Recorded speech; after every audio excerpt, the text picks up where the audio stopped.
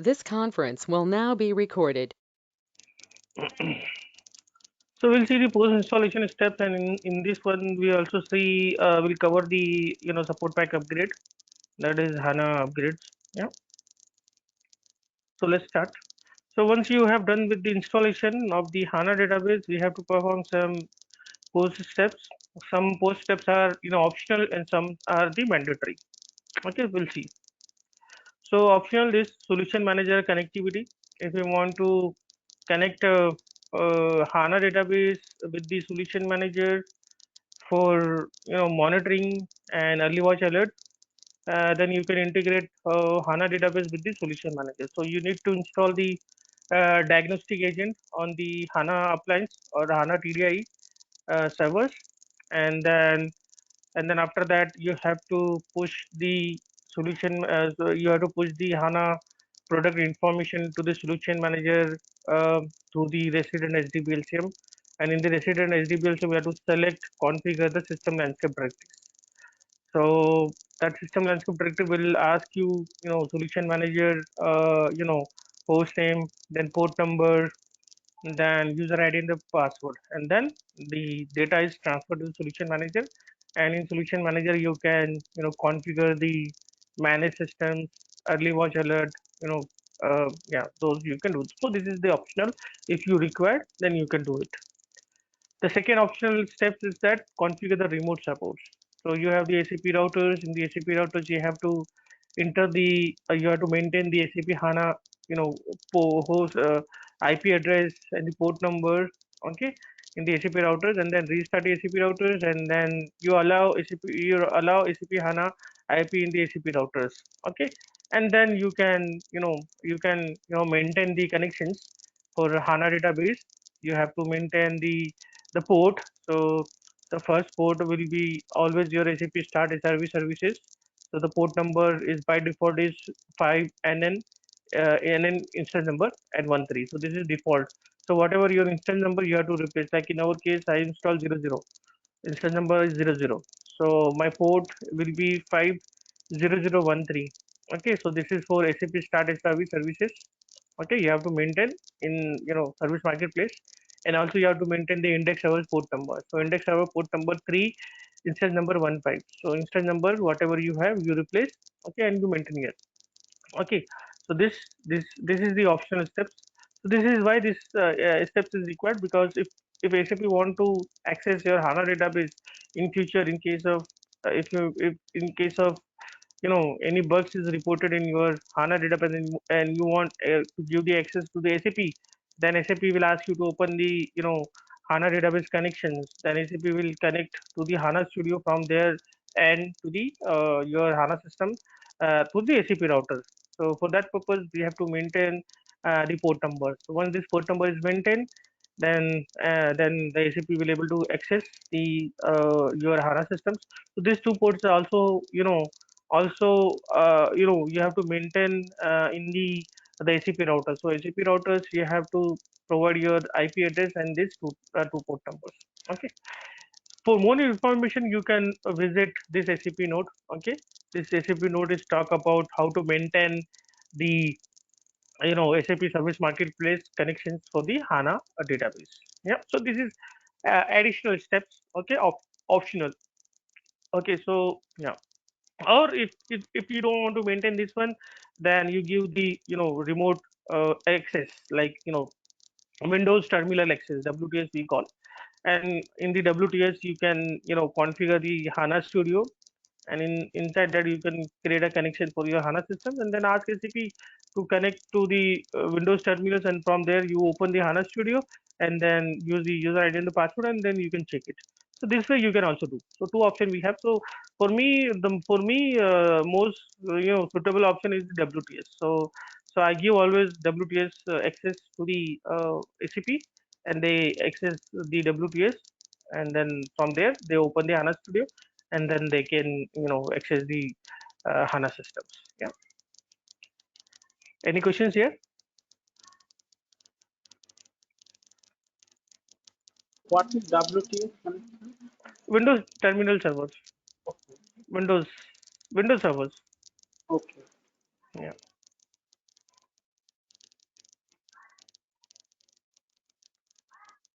Any other questions here?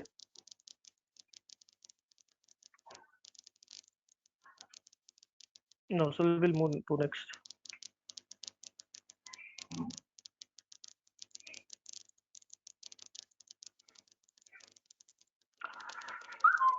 So license management. So this is the mandatory steps. Okay, SAP license management. So once you have done the installations for the HANA systems, then you have to install the license. So this is mandatory. If you forget license, then uh, then then after 90 days, your the temporary licenses will expire. So when we install HANA database, so that time the temporary license is installed by default, and that temporary license is valid for 90 days. And after 90 days, if you forget to install the license, then this license will expire, and then your HANA system will be shut down. Shut down means it will lock. Okay, so nobody will able to access the systems. Okay, then in the when we apply the permanent license, so we apply the permanent license within the 90 days. Okay, in the permanent license, we have two types of license: unenforced and the enforced license. Okay, so unenforced license. So HANA license is basically based on the memory. Okay, so for example, you have appliance or VMs, that is the TDI of 1 TB of RAM. You have 1 TB of RAM installed on your hardware.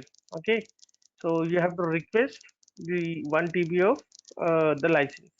Okay, or if you want to use only the 500 GB of 1 TB, then you request 500 GB of for your HANA system. So the license is basically based on the memory license. Okay, so in the permanent license, we have two types of license, that is unenforced and then enforced license. So if you install unenforced license, you request the license for the memory. For example, you requested for the 1 TB. Okay, so 1 TB of license you requested, and then after some time, after the few months or after few years, okay, your memory utilization is getting memory utilization is now used huge. Okay, it is using more memory. So if the HANA system is used more than a license memory, for example 1 TB license memory is there, so nothing will happen. Okay, so it will allow to use the more than 1 TB of RAM. Okay, so unenforced, it will so there won't be any issues. Okay, for unenforced license. But if you install the enforced license, okay, and you requested for the 1 TB of RAM memory license, and if your HANA system is utilizing more than 1 TB, then your HANA system will be locked. Okay, so nobody will able to access.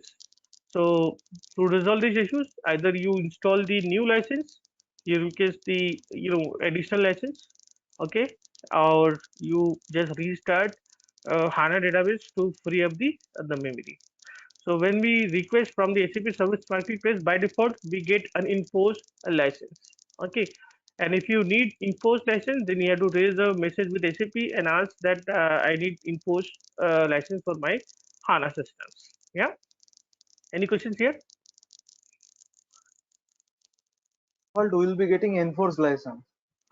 Yeah, by default we will be getting unenforced license. This one, first one. First one, okay, sorry. Yeah, first one. So your system will not be affected if the HANA system is utilizing more than license memory.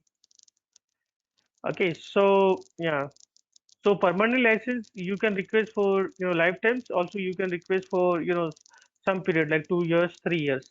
Okay, if you requested the permanent license for 2 years, okay, for example, and if your permanent license expired after 2 years, then the by default temporary license is installed if permanent license is expired, and that temporary license will be valid for 28 days. So you have to apply the new permanent license within the 28 days.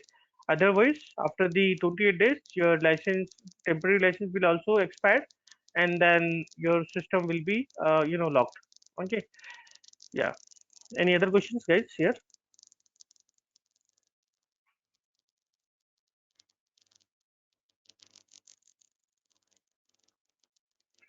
Okay.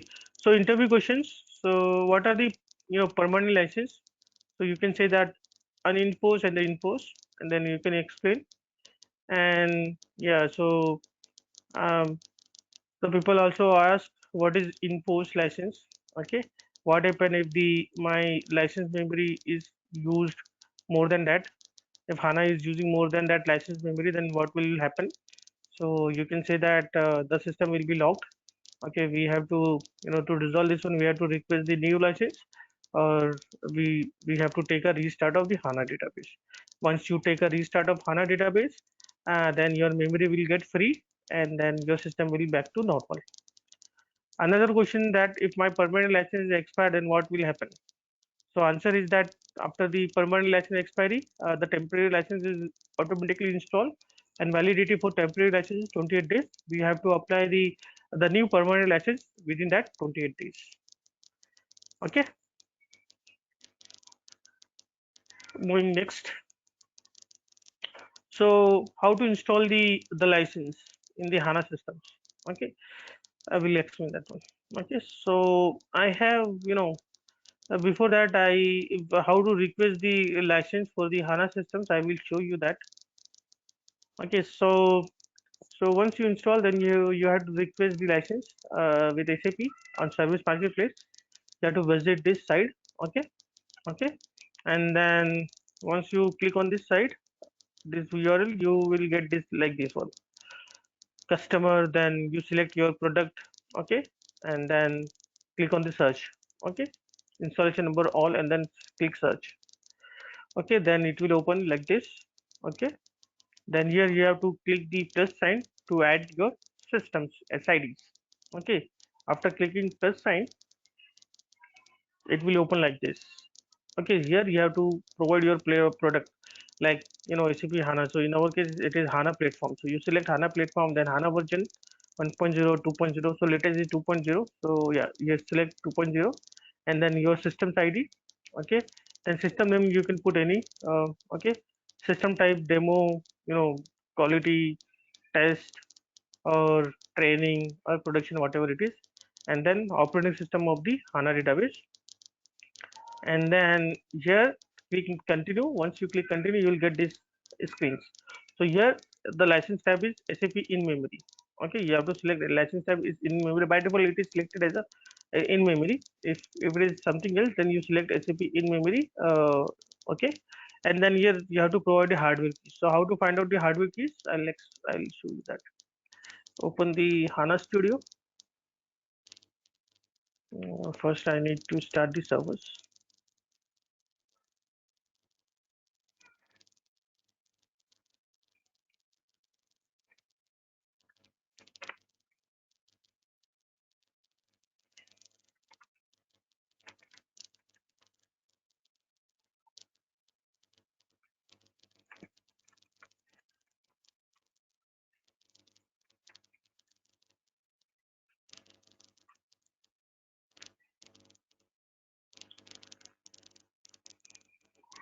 So hardware key you have to provide, and then quantity.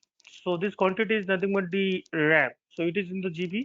If you are requesting for 1 TB, then if you convert 1 TB in GB, then it will come around 1024. So you type, your the memory requirement and validity. So by default it is 9999. Okay, lifetime. Okay, if you want, to generate a license for 2 years or 1 month or 1 year something, then you can select just a date, the validity of the license, and then click add. Okay, hardware key, how to find out? I'll explain this one. Okay, so from the HANA Studio, just right click your systems. Okay, and then go to the property, and in the property there is a license tab. You click license tab, then it will show you the license. Yeah, let it start first.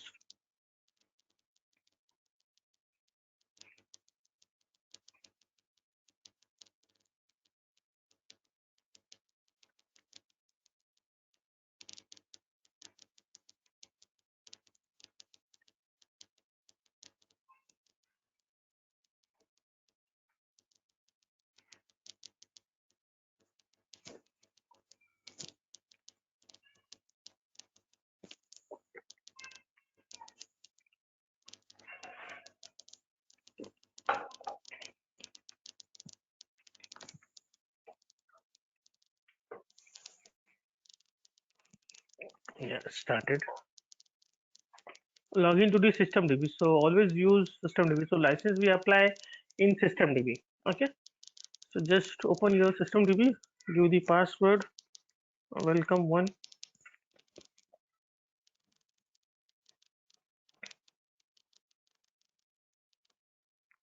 Then right click your systemdb and then go to the property. And then in the property, here is the license. If you click license, you will get the license information. So it is fetching from the systems.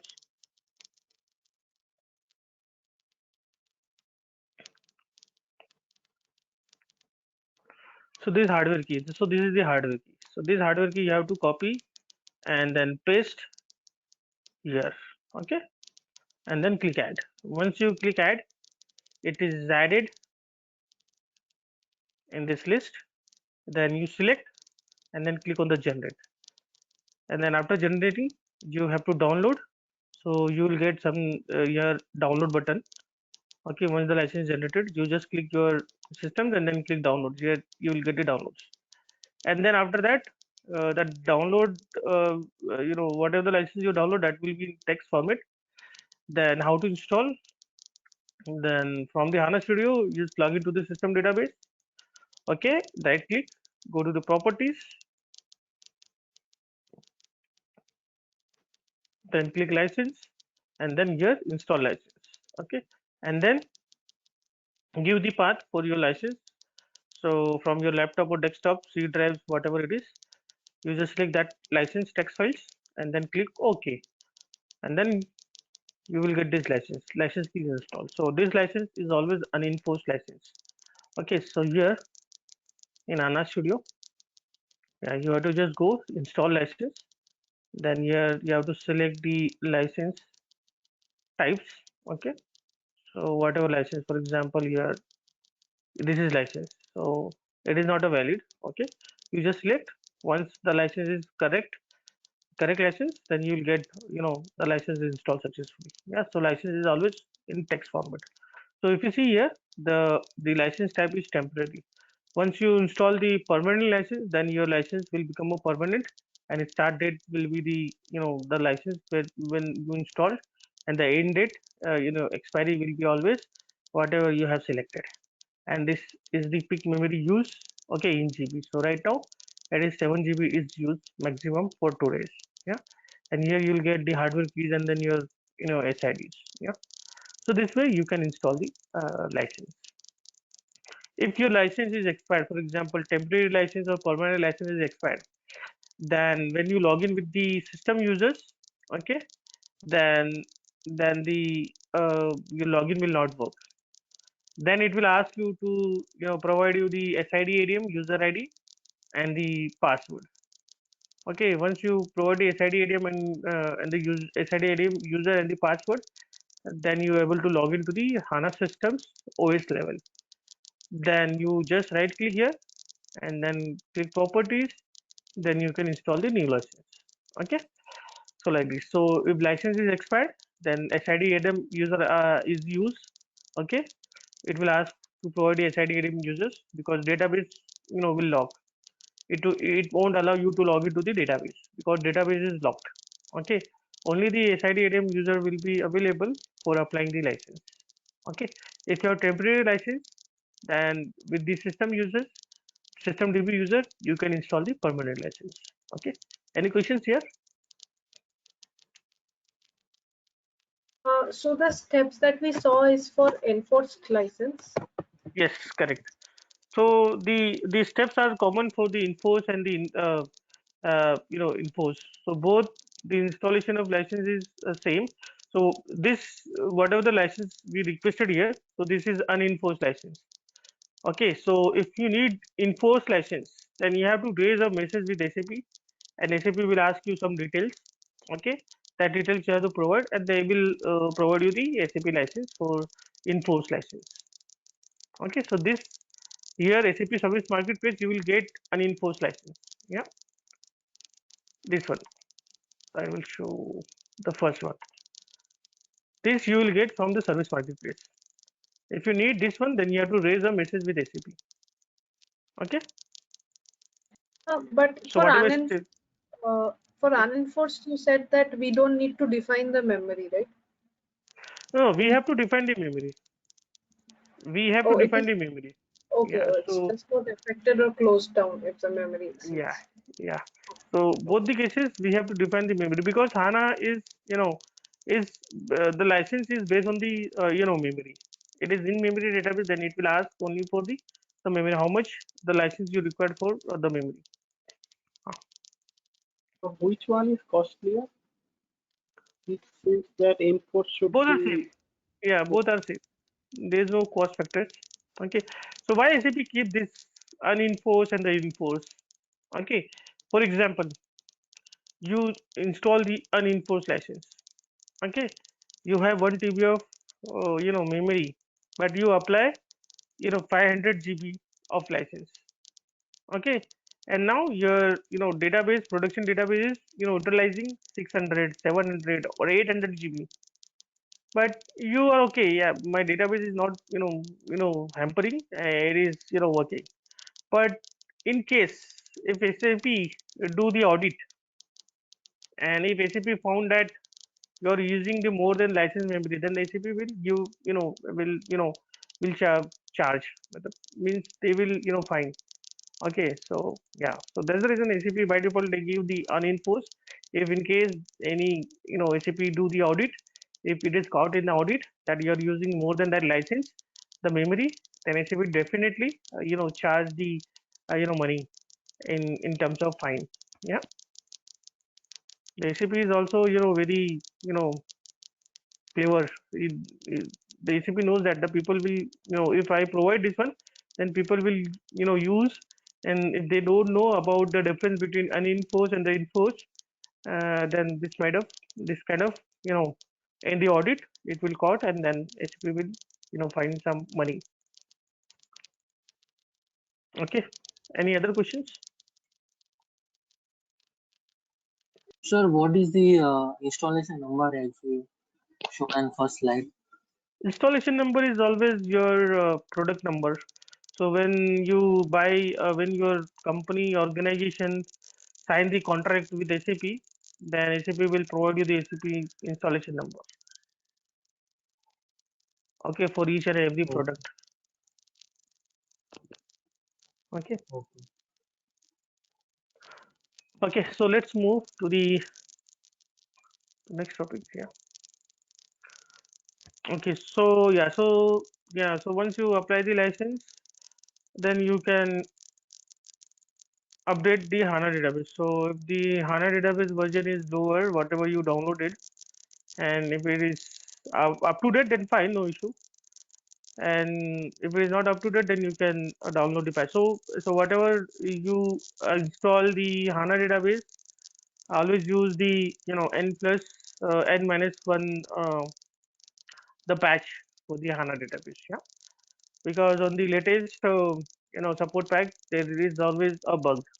Okay, so I use always prefer n minus one. So if for example if support pack 4 is there, then I will go with the 5. In that 5, if maintenance revision is 0, revision is 0 50, then I will not use 050.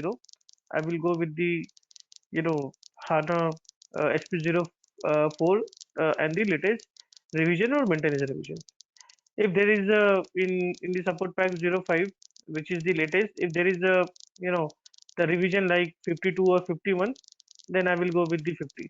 Okay, because it fulfill my requirement like n minus 1.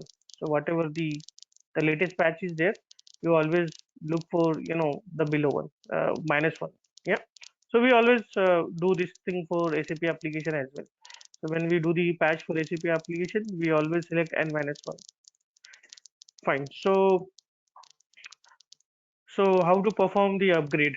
Okay, so upgrading for HANA 1.0 to 2.0, updating the HANA patch like revision or maintenance revision or support pack, these steps are common for all the upgrades.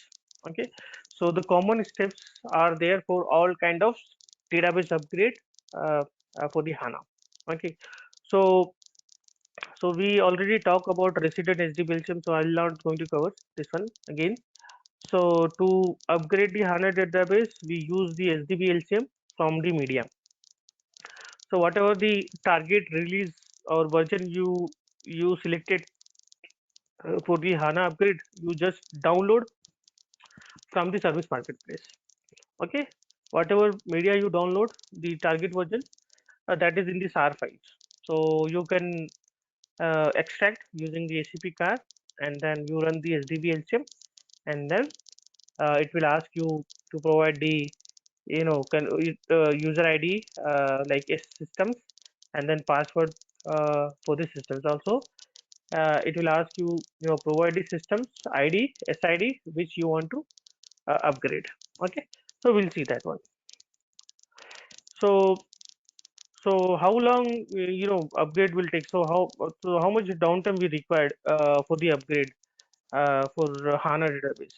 So time for upgrade, time for shutdown. So whatever the time required for shutdown, that, and time for restarting plus 20 minutes. So 20 minutes is required for to perform the upgrade. But during the upgrade, it will shut down the database automatically, and then it will restart the HANA database. Okay, so if it is existing database is there, and the size is 1 TB or 2 TB something for your database, so you know that how much time it takes for shutdown and how much time it takes for the restart. So you consider those times and plus 20 minutes. So that will be a total downtime for your HANA database upgrade. Okay, but we give double. Okay, so because if something is happened during the upgrade, we need some buffer times to troubleshoot the issues. Okay, but we don't face any issues.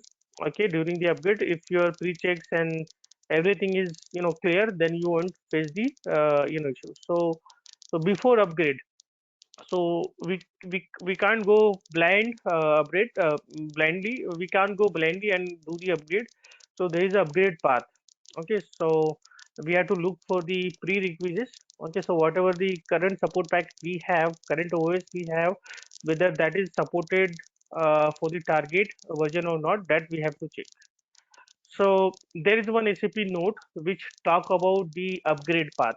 Okay, for example, if you have HANA 2.0 SP04 we install, and the maintenance revision is 48.2, and I want to go to the support pack 05. Okay, so what is the upgrade part? So which target the version, like in support pack 05, which revision I can choose for the upgrade? So those details is there in one SAP node. Also, you look for the OS compatibility. Okay, so whether my target the support pack or revision, whatever I'm going to upgrade, that is supported on current OS or not. If it is not, then we have to plan for the OS upgrade as well. So SAP note, we talk about that OS compatibility yesterday. So those SAP note we have to look always during the upgrade as well. Okay, so I'll show you that the SAP note. So this is the SAP note. Okay, 1948334. So this SAP note is talk about the upgrade part, SAP HANA database upgrade part. Okay, so it is anything, whatever upgrade you are doing from HANA 1.0 to 2.0, or revision upgrade, maintenance revision upgrade, support pack upgrade, whatever you are doing, you have to refer this SAP note. So always always download the latest SAP note.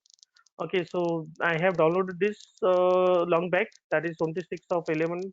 Okay, it was released on this day, but this is getting updated every month, every week. Okay, so always make sure that you download the latest SAP node. Okay, so inside that, how you'll look the path here. So if you go down,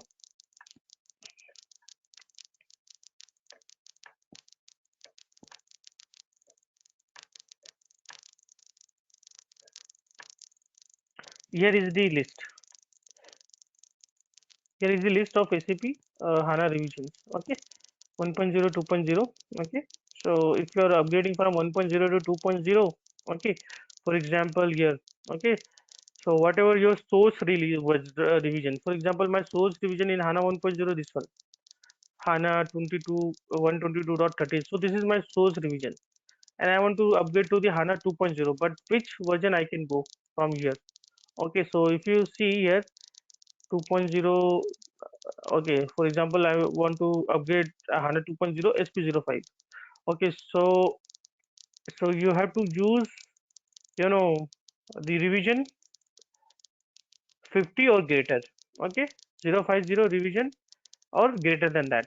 If you use below that one, then your upgrade will not work. For example, in this case, if you see that, if you are on the 32, okay, the source, and you want to go to the HANA 2.0 support pack 05. So here you cannot use 51, okay, support pack for the upgrade. You have to use at least 52 or higher. Okay, if you see that it is saying the greater than or equal to. Okay, so this kind of compatibility we have to check. So if you see that 03 is out of maintenance, HANA 2.0 SP03 is out of maintenance. Okay, and this is in support. Also 2.0 SP, it is in the support as well. Okay, but this is out of maintenance. Okay, so in our case, if you see what is our database, this one, HANA 2.0, and then 048.02. So maintenance revision is 048.02. So we have to look for this one, and we have to see which support pack minimum we required for HANA SP05. So we will going to upgrade to the HANA SP05. Okay, so look for this 048.02. Okay, so you go down. This is all HANA 1.0. Yeah, this is for 2.0. So this is my HANA 2.0 SP04. So I'll go. This is SP03. I will go below. So this is SP04. Okay, SP04. So in the SP04, my source version is this one, 48.02. I want to upgrade to support pack 5. So this is the minimum. You have to use this minimum. Okay, 53. Minimum 53 you required. Okay, 54 you can also use. Okay, whatever the latest is there, you can use that one as well. If you have this one 48.03, then the minimum you can use the 54, but which is not released, it is in the plan. Okay, the release is in plan, so you have to wait for the 54 to be released. Okay, so in our case 53 is there. Okay, so we'll download the 53.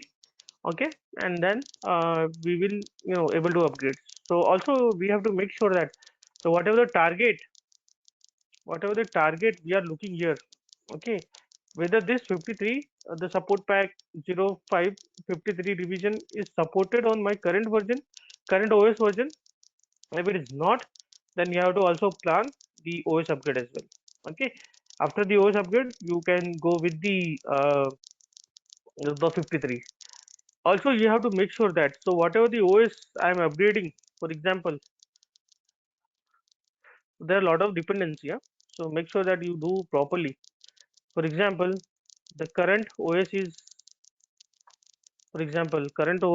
my OS is,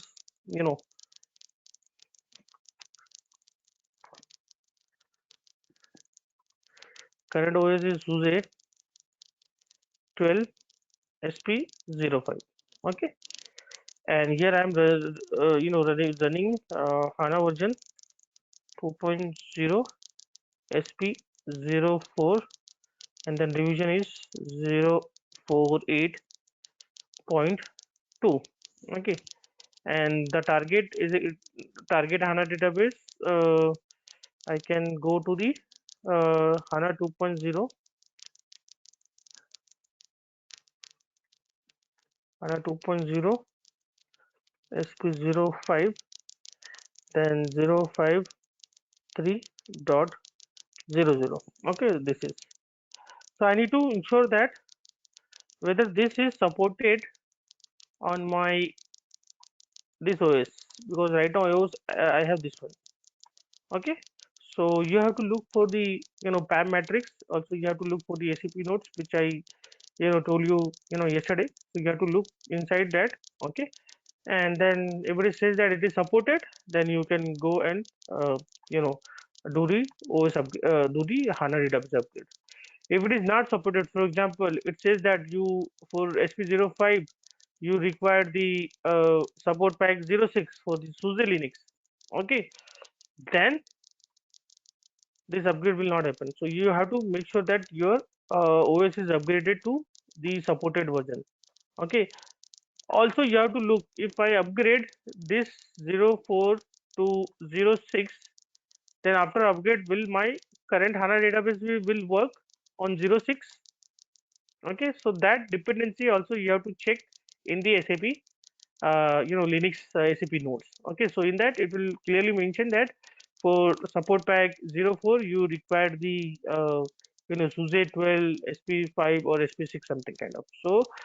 So while considering the OS upgrade, you have to consider whether the my current HANA database is supported on the upgraded the OS.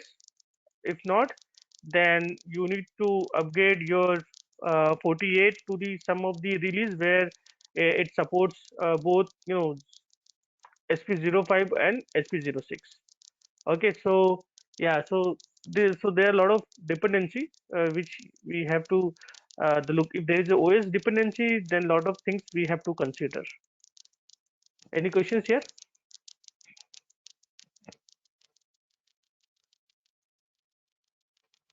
So why we update it to N-1 version, support pack version? You can go with the N+1 as well, no issue, or N you can go also, but we always consider N-1 because we don't want new bugs. So whatever the bugs is there in N-1, those bugs will be you have the solution for that. Okay, so if you go with the latest, for example, so it is all the, customer and how you plan. Okay, so if you go with the latest support packs, okay, and if there is any bug, then SAP will take some time to release the support pack or the patches. Okay, so you won't get the the solution or the patch on time, so it will take 1 month or maybe 2 weeks or 3 weeks. Okay, then after that recipe will release. To avoid those issues, we go with the N-1. If there is any bug on N-1, then we have the N. Okay, latest. So we can go with the the latest patch if there isn't bugs in the current one. So we always run N-1 in any support environment.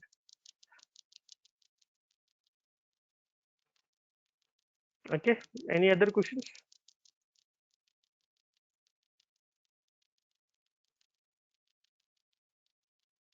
And like how we can get the OS level compatibility matrix? So yesterday I have given some notes, right? The SCP notes. So those SCP notes you have to download, and inside that you have to look for the uh, you know you have to read those SCP note. Okay, so there it is mentioned that for HANA 2.0, the SP05 or SP04, you required minimum SUSE 12, SP05 or SP04 something kind of. Okay. Yeah, so those SCP notes is very important. The yesterday one. Yeah. Any other questions?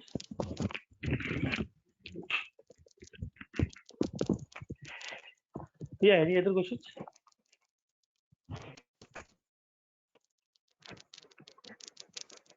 Okay, so no, then we will move for the upgrade. So once you decided, then we go for the upgrade. Let me see if I can explain something else if it is there. Yeah, fine. So yeah, so then you have to download this SCP node. Let me show you. Is there anything inside this SCP node which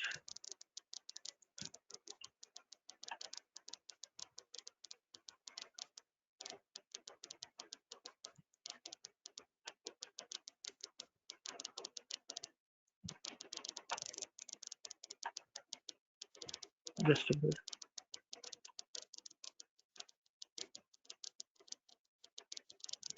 So look like this one. This all SAP node you have to open.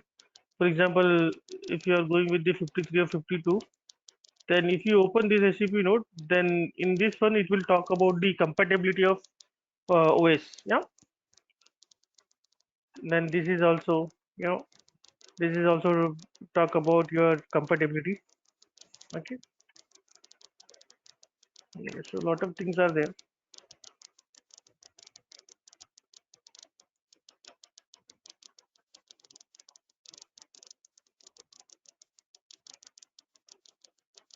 So fine. So we'll go in the systems and we'll do the upgrade. Yeah. So I have already downloaded the SCP the patch, HANA patch. I'll show you that one. Then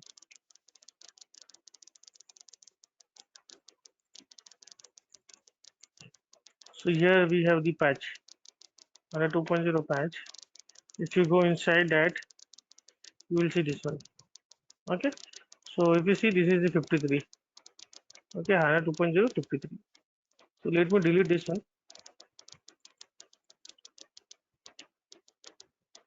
Okay, so let me log in with the SID idiom, because already system is installed, so I can use the SCP card from the SCP kernels. Okay, so system is already installed, so just simply you switch to the SID idiom, dev idiom. Okay, and then you just go to the this location where you have the patch, and then you can use SCP car minus -xvf, and then this one. Then it will start extracting. It will take some time, 1 or 2 minutes. Yeah, so after extraction, the SDBLCM is created. Then we have to use the SDBLCM for the upgrade. So for upgrade, you have to use the root user ID. Okay, so because root is having the full access, you get the root access, and then you run the SDBLCM from the root. Okay, so yeah, so it is extracted successfully. Then go to the, just come out from this, because we don't want to upgrade from the SID idiom. Okay, just log in with the root sudo. Sorry, let me come out from the, yeah, now I'm on root. So yes, just log into the location where we have the patch, to change the directories. Okay, then go to the extracted folders. Then here we have this one. You have to run this one, sdblcm command line. Yeah, it will extract the details. So the current is this one. Okay, so if you want to add additional component, okay, like if you want to install any other component or upgrade any other component with this revision, this HANA database upgrade, then you can specify the location of the DVDs for the additional components. Okay, so we don't have any additional component. We have just installed the HANA database servers. Okay, so yeah, so basically we have only the HANA database servers on the server side, so we don't install anything. So if there is any requirement, okay, like if there is some other software component needs to be installed in the HANA database, if any additional software component is installed, okay, then you have to upgrade that component as well. So you have to look for whether that additional component which is already there in the HANA database, whether it will support on this target version. If it is not, then you have to upgrade that as well, and then you have to download and then extract and then provide the location. So how you will find out if anything is there or not? So here you will get if any additional component is installed, so you will get one line here. So one line will be there. okay, add-on something kind of. Okay, so right now we don't have any add-on. If any add-on is there, then you will get the the add-on names here. Okay, like this. So we don't have, so I'll put the no. I will take the default location, yeah, default selections. Now if you see that here it is asking which SID you want to upgrade, or you can also install the new systems on 53 version. So here you have to select your SIDs. Okay, so my SIDs is here is DEV, so I'm going to use DEV. Okay, you select your the numbers, index number for dev, and then click enter.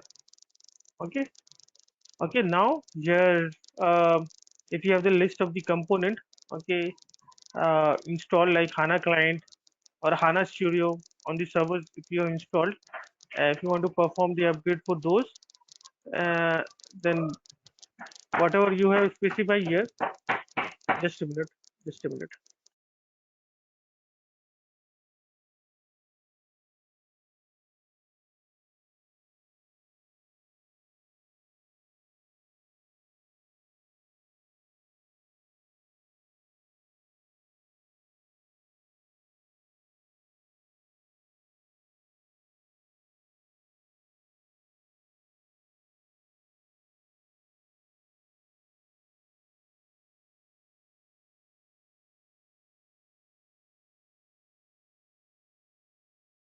Sorry, my kids was knocking the door here. Okay, so here if you have any additional component is installed, then it will show you the list of the additional components. Okay, so whatever you have specified here, okay, so if you want to perform upgrade for all, and if you have specified the additional component location, then you select all. Okay, here you can also select all because we have only one the component here, that is the servers. Okay, if you see here all and server, so you have to select two for your server installation. Okay, if you see here what we are going to do, so it is saying that you are going to update SAP HANA database from 48 to 53. Okay, then select your index for the upgrade, that is 2 for the servers, and then enter. So here I got the error. Okay, the same error, that is the signature.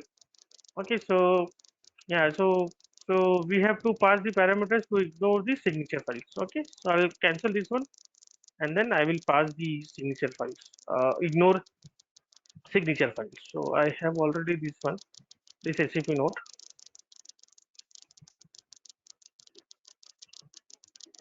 Just search ignore, it will show you the that parameters. Then copy and then paste here, and the pass this in HDPLCM command. Yeah, so yeah, no, I don't want to provide any inputs, additional components. You select your systems and then select the servers number 2 for the upgrade. Now it is asking here, if you see, enter system database username. So by default it is selected as a system, so always use the system users for HANA upgrade. Okay, so here you have to just give the confirmations. It is asking you enter the system database username. So by default system user is selected, so don't type anything here. If it is system, then select, simply press enter to accept that one. Now it is asking you to provide you the password for the system users. So password is welcome one, capital W, and then enter. Then after that it will show you the summary. So that's it. So this all in this is the minimum information it asks for the upgrade. Okay, so the just check your selections, just check the summaries, and once all good, then you select Y for continue. Once you selected Y, then it start updating the HANA database to 53. So during the upgrade, it will upgrade the resident HDB LCM as well. Okay, so upgrade for HANA is very simple. Only it asks you to select your SIDs, then provide the system user and the password. That's it. Any questions?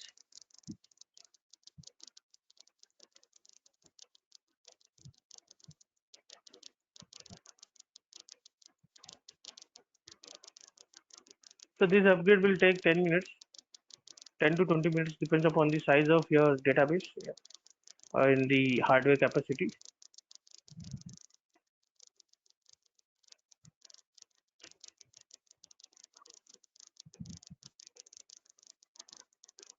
I'm audible, guys, right? Yes. Yes. Yeah.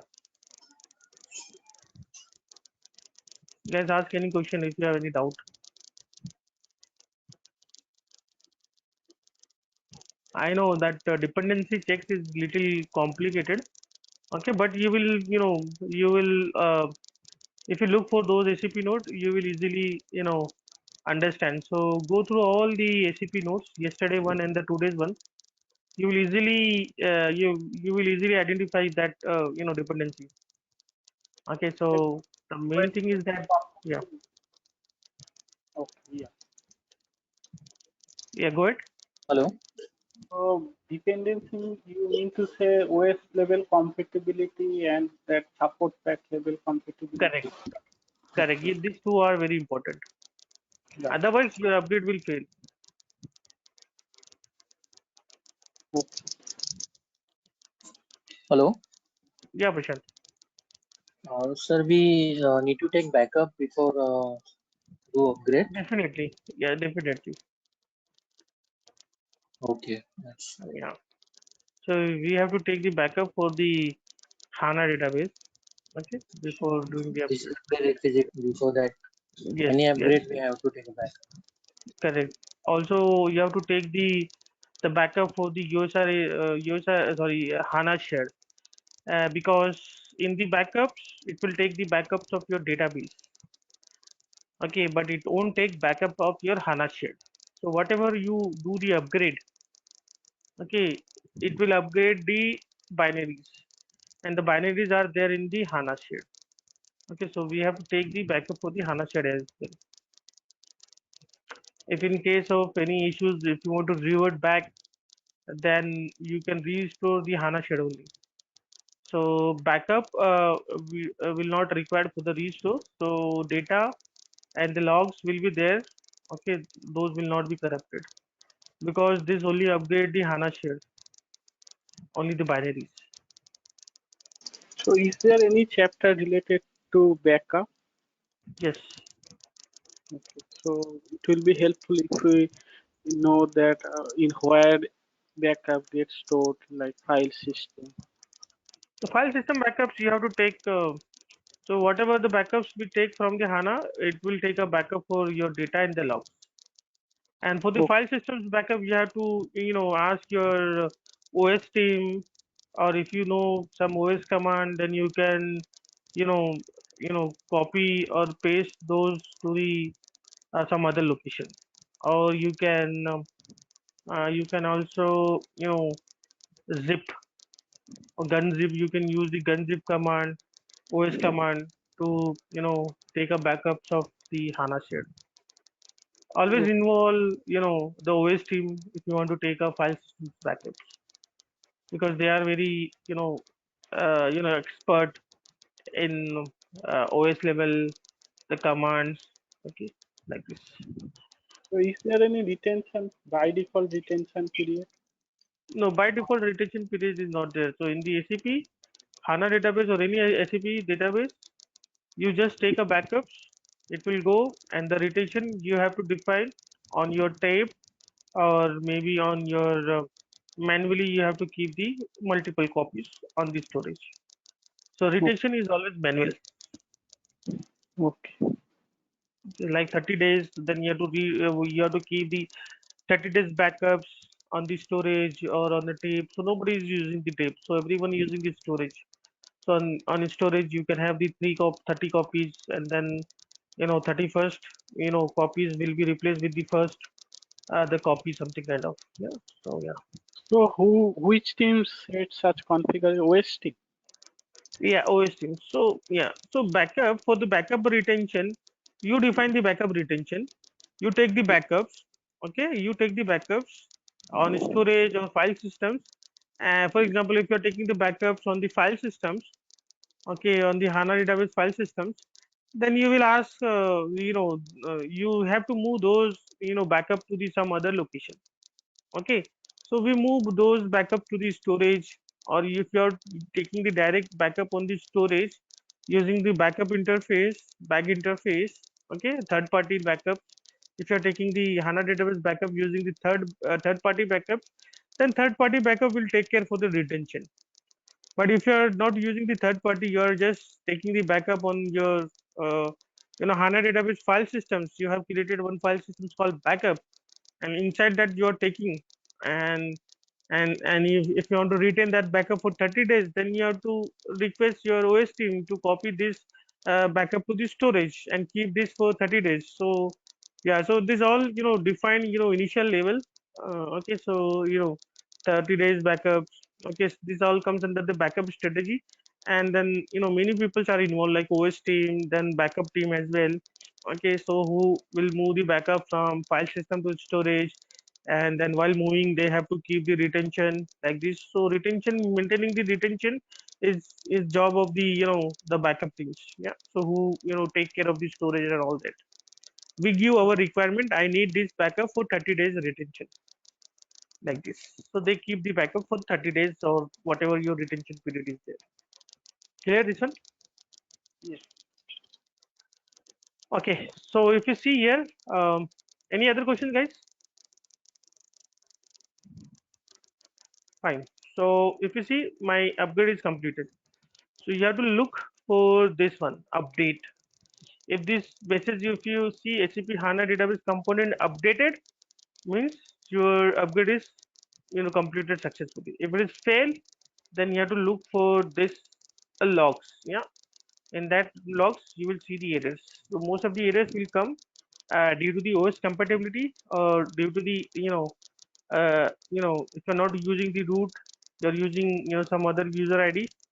Okay, and that user doesn't have access to upgrade, then you will get the errors. Okay, so most of the times error is related to permission, or error is related to the compatibility. If these tools are clear, then you won't face any issues. Yeah, if your pre-checks and all that is clear, then you won't face any issues. If you see here, it is updated the resident SDB LCM as well. Okay, so now if you see in the HANA database, if you refresh, then it will change to 05.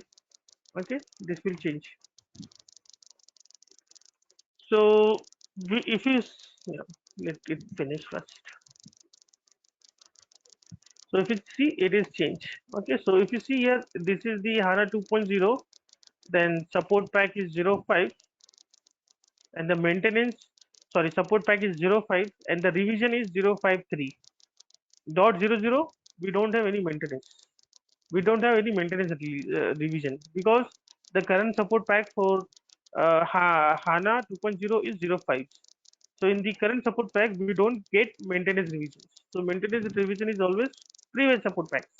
And then on current support pack, we get a revision. So 53, 54, 55, like this, it will, the release the revisions. Once SP06 is released, then it will stop the revision in 05, and then it will start maintenance revisions. Yeah. So if you see, this is the OS. This is OS is upgraded. So this OS is the latest one, and it is supported on 05, 04 as well. Yeah. Now, if you see here, what it does during the upgrade. So it prepares the package, then it update the package. So in the installation, it prepare the package, and then it install the package. Okay, and then it stop the systems. If you see that, it stop the systems in the upgrade. But installation, it start the systems. It create the instance, and then it start the instance. So here it stop first. Okay, and then it will start. Okay, and then it will start importing.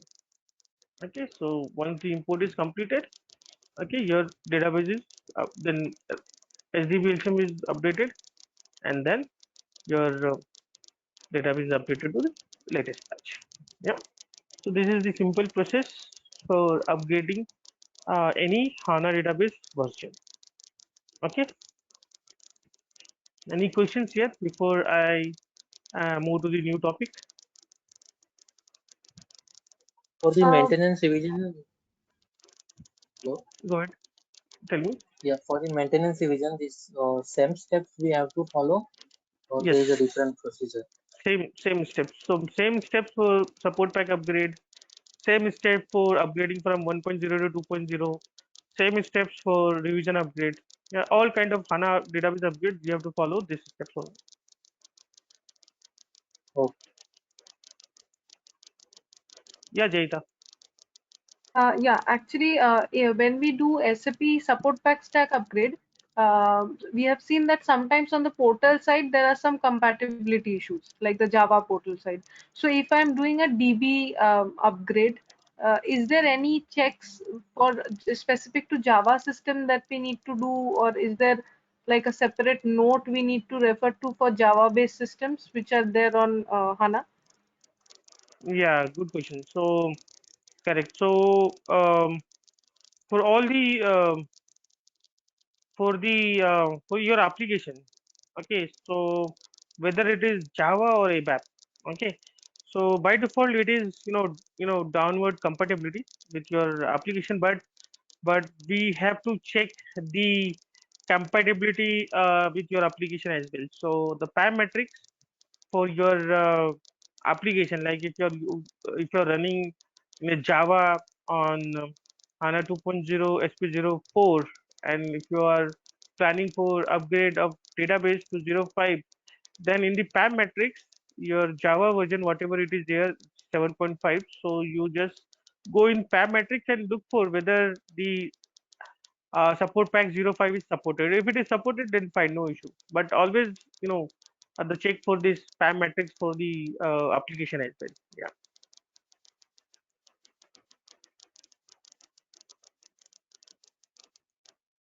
that's the Also, something. yeah, one more thing. Also, is there any specific component of the Java that we should in specific check, because there No, are so many listed, it gets confusing which one to check. uh, come again in the support portal matrix. No, no, not for the matrix. So suppose from going 0 foot to 05, you said that we have to check that there is a compatibility between the Java components or not. That we can check from the PAM.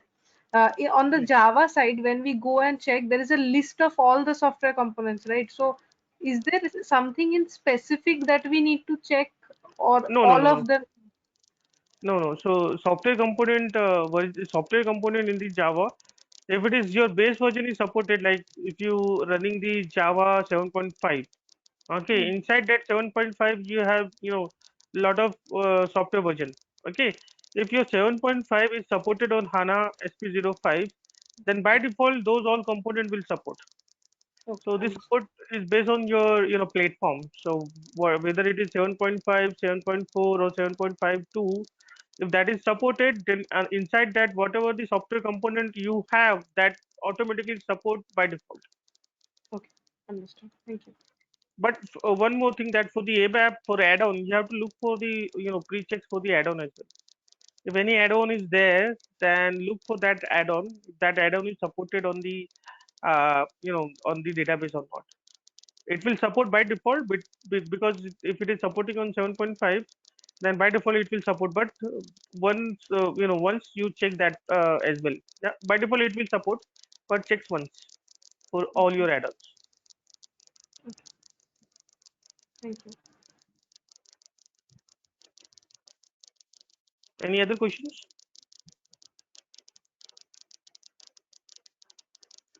Prashant, Rakesh, Supratim.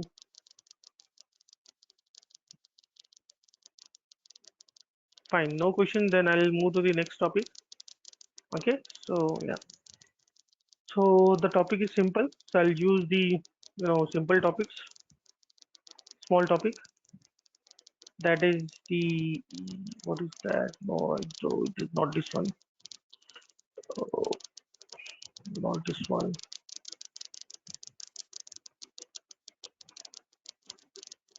Yeah. So technical deployment options.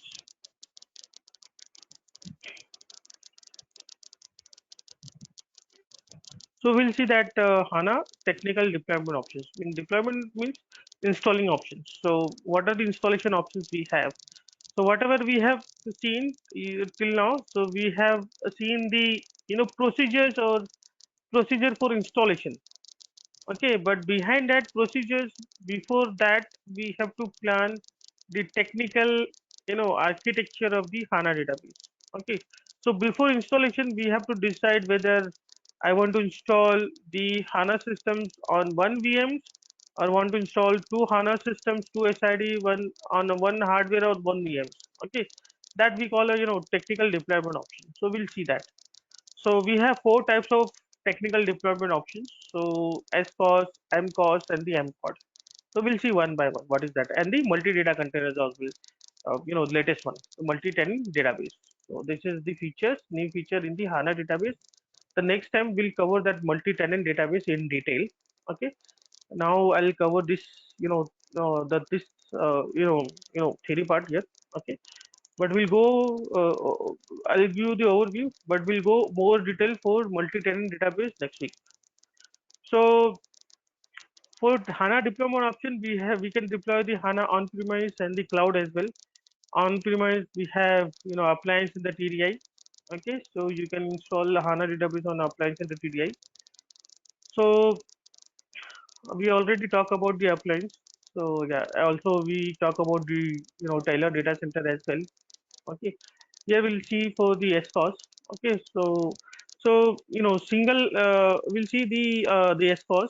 Okay, so the SCOS full form is single component on one systems. Single component means one SIDs. Single SIDs on one system means one hardware. So yesterday, if you see that I installed the HANA database DEV, that time it was there only only the one SID is I installed, and then after that you guys install the another SIDs. Okay, if you're planning to install one SIDs, one HANA systems on one hardware, single hardware, then it's called SCOS. Okay, so in SCOS architecture, if you see that you have the hardware servers, inside that you have storage, OS, hardware. In the hardware you have the CPU, RAM, disk. Okay, and on top of that OS you install the HANA system.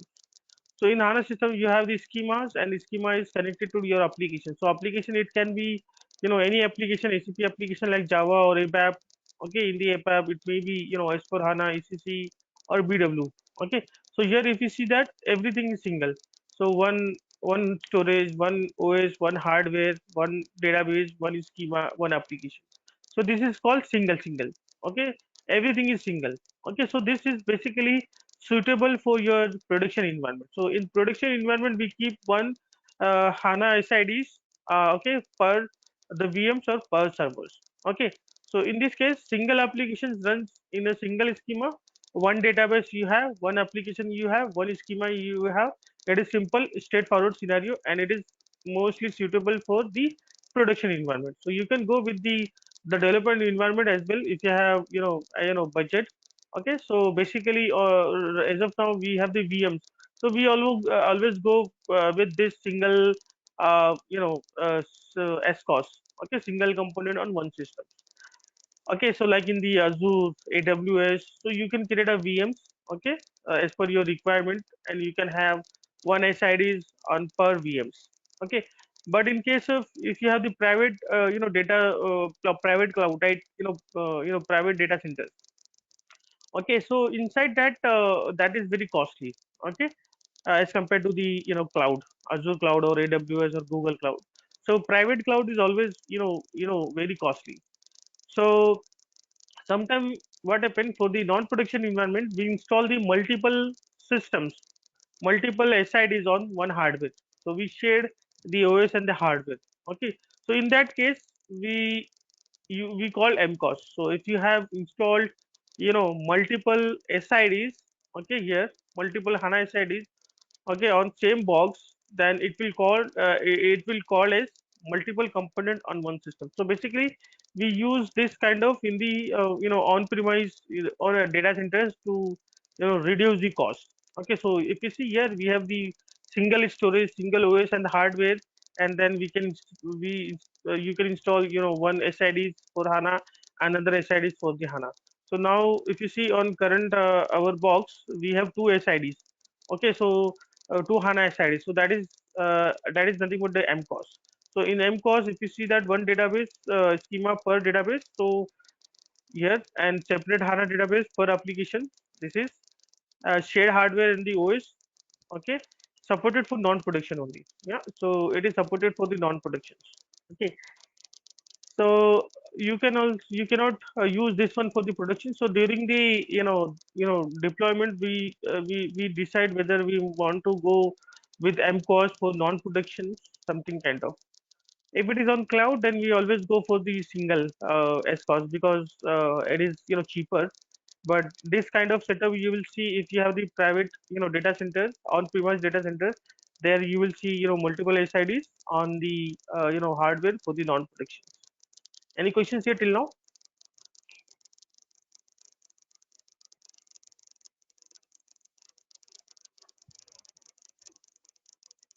Okay. So yeah, basically this will help you, to define the strategy for the deployments. Okay, so this kind of setup you will see mostly on-premise to reduce the hardware cost. Okay. So here if you see that you require only one OS license, then only you need to add CPU and the memory and the disk. Okay, if you want to add additional, okay, but other hardware like motherboard, uh, you know powers, cooling and all that will be common. Okay, so this way you can reduce on premise the cost for your non-productions. Third is the MCOD, multiple component on one database. Here we are talking about one database, not one system. So if you see in this case, here you have the storage, OS and hardware, and then you have the HANA systems. Inside that you have the multiple schema, and each and every schema having their own application. Okay, like this schema for is BW. Okay, this schema for S4 HANA, something kind of. So you can have the multiple schema. Okay, within the same database. So the same database, like dev. Okay, inside that you can install multiple applications. Okay, so this is also supported for the non-production environment. It is not supported for the production environment, and it is very complex. Okay, if you want to restore these systems to some other, if you want to, for example, if I want to if you want to restore the schema Y for application Y on some other quality systems, then I won't able to do, because here complete, when you take a backups of your database, it will take complete database backups, okay, including the schema. Okay, so schema wise backup is not there in the MCOD, but if you see here MCOS, you can take the backups of your HANA system completely. This one, so here you have the separation. So this database is separate, this database is separate, but in MCOD the same database is there, but inside that you have the multiple schema. If you want to restore this one, then by default the schema X will also restore on the target systems. Okay, so nowadays we are not using the MCOD, so either you will see that MCOS or you will see the multi-data container. So this is outdated, so nobody is using the MCOD because it has a lot of things. Okay, the Sybase database doesn't support MCOD. HANA database support MCOD, but we don't use because it has the dependency for the backup and recovery. Any questions here? So here HANA database should be associated with single hardware or multi-node HANA database is also supported. Single hardware. Yeah, single hardware. Okay. So yeah, so HANA database support multi-data container as well. I will explain in next the slide. So any questions here? So we are not using the MCOD nowadays, okay, because we have the new one, that is the multi-data containers. Okay, so we'll talk about more that one. So let me open that. Yeah, this one. So if you see here, this is called multi-tenants. That is also we call multi data containers, or sometimes we call multi-tenant database, multi-tenancy database, something kind of. So different names are there, but the things are same. So if you see here, single tenants. So single tenants is nothing but you have one storage, one OS hardware, database schema, and then application. So this is SCOS. We can say a single component on one server, one system. And for multi-tenants, if you see, so HANA 1.0. So when you install the HANA 1.0, which is out of support, so that HANA 1.0 is by default a single tenants. Okay. So when you install HANA 1.0, so during the installation, it will ask you whether you want to install HANA 1.0 as a single tenant or multi-tenants. If you select HANA 1.0 installation as a multi-tenant, then it will install as a multi-tenant, but by default it is selected as a single tenant. So HANA 1.0 is also supported multi-tenant database, but during the installation, if you don't select multi-tenants for HANA 1.0 installation, then by default it will install as the single tenants. Okay, so HANA 1.0 is by default single tenant database, but it supports multi-tenant as well. HANA 2.0 by default it is multi-tenant, so it won't give you the options whether you want to install HANA 2.0 as a single container or multi-container. So by default it install as a multi-container. So if you see, this is HANA 2.0. Okay, so in HANA 2.0, after the installation you will get systemdb. So we have connected yesterday, I connected, or today, so I connected to systemdb. So you will have one systemdb, and then after that you can have the multiple tenants. Okay, so by default one systemdb is there. Okay, and one tenant database is created. So I have installed dev. So I have the systemdb as a dev. Also I have the tenant database dev in the HANA system. Okay, I will explain this next time. So what happened in the multi-tenants? So in the multi-tenants you have one systemdb, and then after that you can create a multiple tenants. So each tenants refer to a one database. Each tenants refer to a one database. That one database you can use for your application. Okay, so like you have installed HANA 2.0, inside that you have the systemdb, and then after that installation you have created four tenants. Tenants 1, db1, db2, db3, db4, db5. So you can create multiple tenants, up to 20 tenants you can create. And then after that, after the database is created, then I install the ECC systems on db1. I install the BW on db2. I install the solution manager on db3. I install the Java on db4. So on you can do. So you can use tenants for your SAP application installation. So you can have one database, one application. So one database associated with one schema, one application. So your application will be having one schema. So if you see here, the same structure you will see in this tenants. So these tenants will be having your schema, and then schema is associated with your application. So it will refer as a one database. So you can take the backups of your individual tenants db1. Okay, so the backups and the recovery, you can recover and take a backup for individual database. For example, you can take a backups of db1, and you can restore db1 if it is crash, something kind of. So you don't need to take a complete backup. So tenants db level backup is there. So it has this separate backups and the restore. Each and every tenants having their own separate backup and restore mechanisms. System users for this, the user is the users in the tenant database, they have their own user management. So you cannot log in to db5 from db4. Okay, if you want to log in from db4 to db5 using the user id of password of the db5, then you won't able to. So cross access is not there. Okay, so cross access between tenants is not there. Okay, so this is called multi-tenant database, so which shared same OS and the hardware and the storage. Any questions here? So how it is different with MCOS? Because I find both are similar. No, both are now similar. So in MCOS, if you see MCOS, you install this one.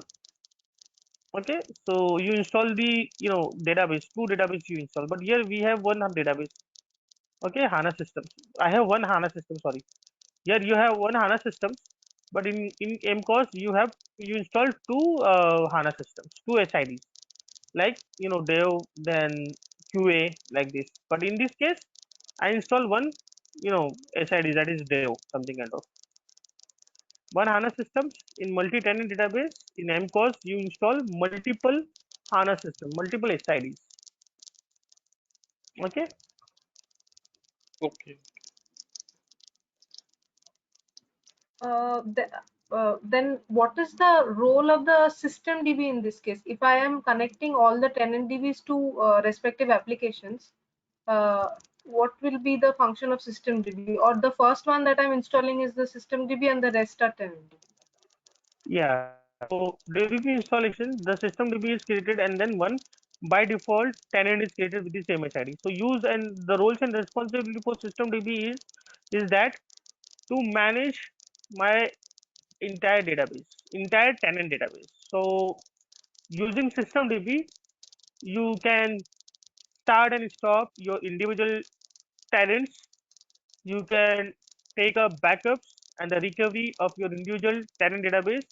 Basically, system DB is used for administrative purpose.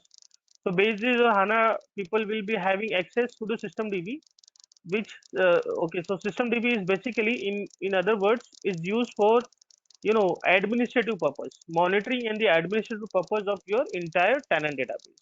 Okay, you can create multiple tenant database using the system DB. You have to log into the system DB, then you have to execute the SQL statements for creation of the database.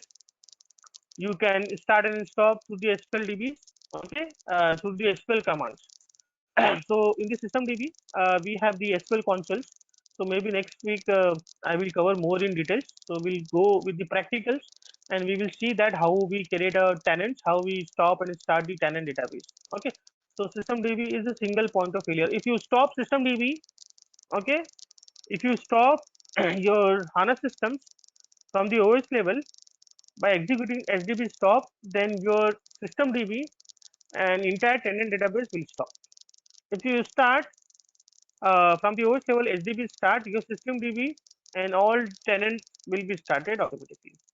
But if you want to start and stop individual tenant database like DB1, then you have to log into the HANA Studio in system DB and open the SQL console and then execute the command stop tenant DB2, DB2, whatever it is.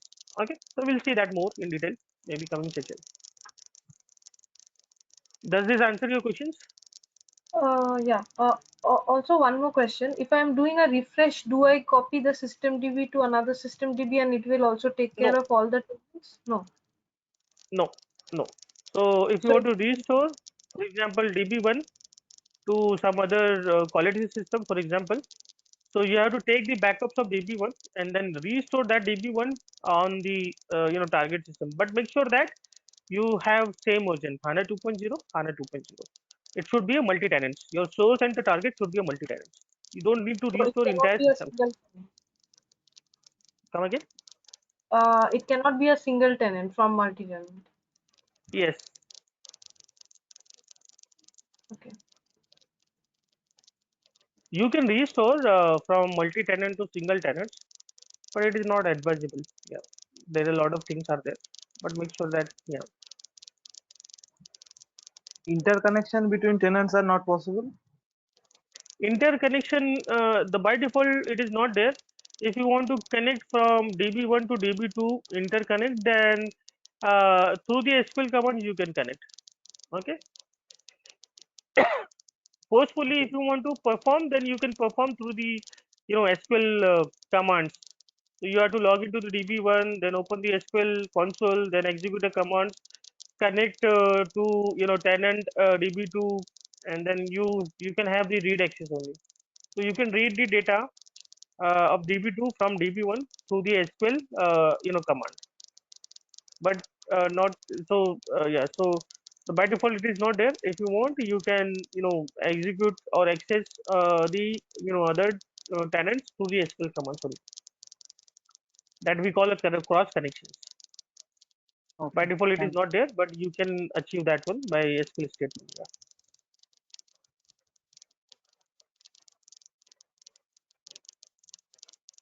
Any other questions? Prashant, Rakesh?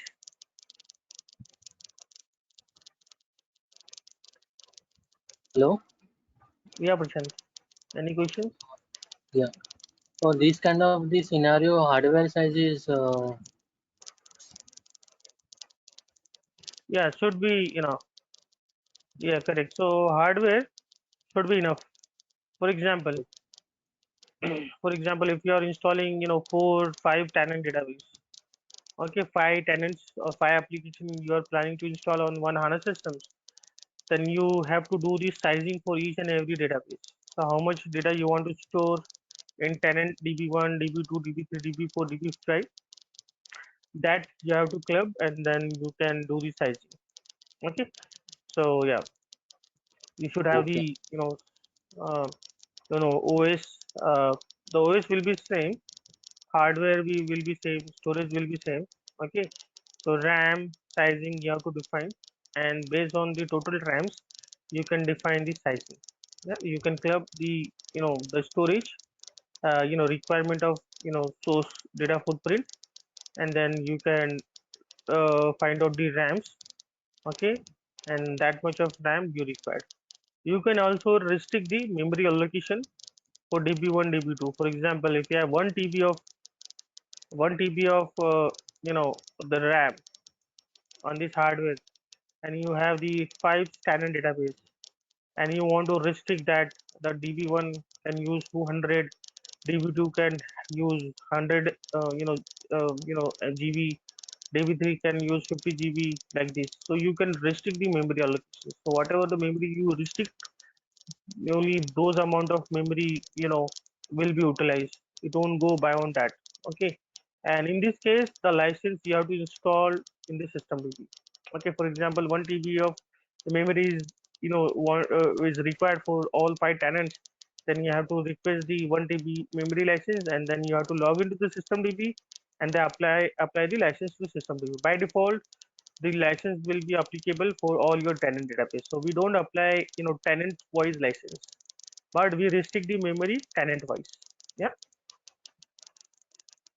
Okay. This restriction configurations, everything is done from the system DB only. correct. So right now, the one that we have installed, it is system DB with, and there is no additional tenant DB present. So if I want to keep my system this way, then directly the system DB will be connecting to any application that I will be installing. No, Uh, no, no, no. So yeah, so before installing any application, you have to create a tenant, and then during the application installation using the SWPM, it will ask you the details for system DB. It will ask you detail for your tenant database where you want to install your application. So application is always installed on tenant database. So system DB doesn't hold any data, doesn't hold any application or user data. So yeah, so tenant database is basically hold the users data, application data. So you will see your application data in the tenants, and system DB we don't have anything. Okay, so system DB doesn't have the persistent storage or persistent services. All your persistent services will be there in the tenant database. So in the tenant database, you will be having the index server, access engine, and in systemdb you will be having the name servers and other non-persistent services. That's the reason you cannot install application on systemdb. Yeah. okay. So is it a recommended approach? Like in practical scenario, do we follow multi-tenant approach or single tenant? So it's all depends upon the requirement. Okay, so so for example, if you are on the Azure or any cloud applications or any cloud providers, okay, public cloud, which is cheaper than public private. So in that one, we use for we don't go with the multi tenants. Yeah, we don't go with the we don't create a multiple tenants in one HANA system. So we use one system DB, one tenants for one application. Then we create another VM for one system DB and one another tenants like this. Okay. For the solution manager, for example, if you see the solution manager has the ABAP and the Java part. If you're installing the solution manager in HANA systems, then you have to create a two tenants. One tenants for your solution manager ABAP installation, another tenants for your solution manager for Java. Okay, so like this. So it's all depends upon your requirement. For the on-premise is always costly. Private data center. So in the private data center, what we plan? Okay, so we use utilize the complete hardware. Okay, by using this concept multi-tenant. So for example, if you see, uh, for example, I have three hardwares. Okay, I have three appliances or three TDIs. Okay, one for development, quality, and the production. Okay, and then the development is having 1 TB of RAM, quality is having 2 TB of RAM. Okay, production I have the separate for production. So production is always we have the separate you know systems. So in the production you'll see that one system DB and one tenants mostly case most of the cases. But in the this kind of scenario we you can configure this kind of scenario for the production as well. But yeah, for the for development and non-productions, you can use this kind of scenario like for you for the development you have 1 TB of servers. Okay, but in the development system we don't have much data, we have only the configuration data. So what I can do, I can in my landscape I have the S4 HANA systems, then BW systems, then solution managers, then Java systems. These four systems I have, and the memory requirement is only 250 GB. Some some systems like Java is having 100 GB. So what I will do, I will use this box as a development system, and I will create a tenants for EC S4 HANA, then BW, then solution managers, and then Java system. So I can fully utilize my hardware. Okay, my hardware and the storage. Okay, this way I can plan for the development system. Similar way I can plan for the the quality systems as well. But for production I will plan for one system DB and one tenant database, because I don't want to keep a dependency. So if you see in the non-production, there is a always a dependency on the system DB. If you want to take a complete restart, if you want to do some changes at OS level or hardware or storage, okay, then you need to stop your complete database. All the tenants you have to stop, because some of the activities like OS patching required to shut down your all the your database. Okay, if it is production where you have 4 or 5 production systems on a one single hardware, then only one if there's any issue with the OS and the hardware, then particular that production will be affected.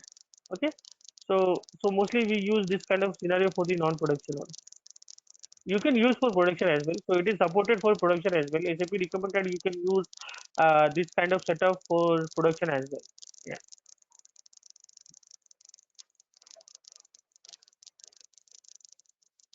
Any question? Any other questions? So I can use development and quality Yes. as multi-tenant environment, and then production. I mean, it will also be multi-tenant, but I can keep it as like one system DB and one tenant environment. Correct. That is advisable. Okay. But in that case, during refresh, will it not behave like uh, multi-tenant and single tenant to multi-tenant refresh? No. No, Or no. because we So your production, yeah, production is also is in multi-tenant, right? So you will be taking the uh, production tenant database backups and you will restoring in the quality. So both are source and the target is multi-tenant. so this one is behaving similar to MCOD, but they have like kind of overcome the schema backup issue that we were having in MCOD in here. Correct. Is it right to say? Okay. Correct. Yeah. So this is the whatever the disadvantages we have in the AMCOD, those is removed here. So you can have the individual tenants backups, that is schema or something. You can see that. But it is not similar to MCOD. MCOD is outdated. So yeah. So you can refer that one, but it is not similar. So only application you can refer as MCOD, because in MCOD you have the one application, one schema, but here you have the one application, one schema, one database, and in MCOD you have one uh, you know you have one database for all the common schema. So here you will see per scheme per application one schema and one database, but in the MCOD you will see multiple schema and multiple application on multiple application, multiple schema, but on single database. So here we have separate database. Okay, in MCOD we have the same database. Inside that we have the multiple schema, but in multi-tenants we have separate database as a tenant for each schema and the each application. So each tenant is referred to one schema for your application, like application one, application schema, for schema for the application one. Then in the DB2 you will having the separate schema for application 2. DB3 you will be having the schema separate schema for application 3. So each tenants refer to a single database. Single database means logically single, right? Because I think Logically, physically it is also single. because as per picture it is sharing the same HANA database. Yeah, it is sharing the same HANA database. Your data will be different. Okay, so storage, if you see the storage is common, like your HANA data SIDs, HANA log SID is common, but inside that it will having the separate folders for tenant DB1, DB2, DB3, DB4, DB5, and for the system DB as well. So under that HANA data SID, HANA data logs, you will be having the separate folders for each and every tenants and the system DB. That's the reason it is separate as a physical. So yeah, it is. Yeah. Okay. So we'll see. Maybe next next week we'll go more in details practically. Okay. So yeah. So I'll cover more in detail. So it takes the complete days. I think it will take complete 2 hours to to understand all these things. Fine. What Okay. will Any other? Yeah. Good. Yeah, actually, what will be the approach for means public cloud when it does this tenant approach is Yeah. So it's all depends on business or customers. Okay. Okay, so basically the public cloud is very cheaper. So we always use single system DB and the single tenants for per component per application. okay. Okay, because it is very cheaper as compared to the on premise. But for the solution manager, if you are installing on the public cloud solution manager, then you should have two the tenants, one for ABAP and one for the Java solution manager. Yeah.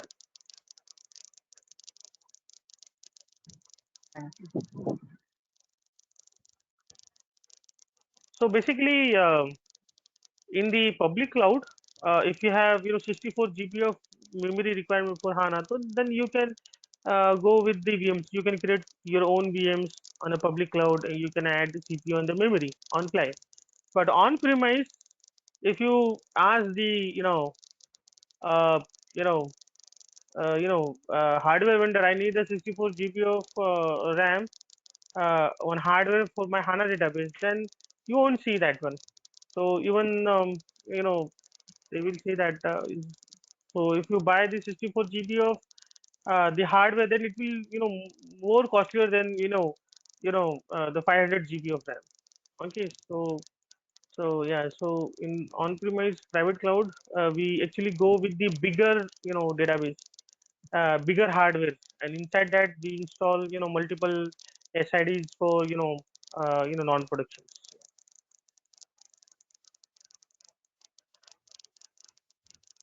Any other questions?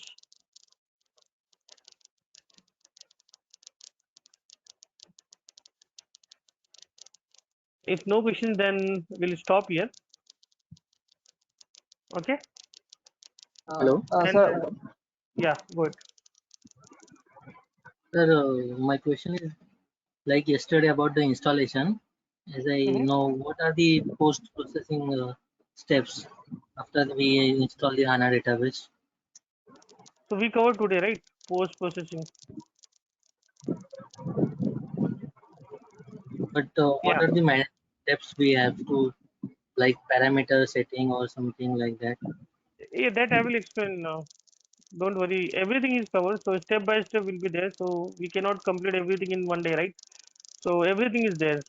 So don't worry about that. So some of the part I completed today, and some of part will complete, maybe next week. So before that, to go with the post steps, okay, it is very easy.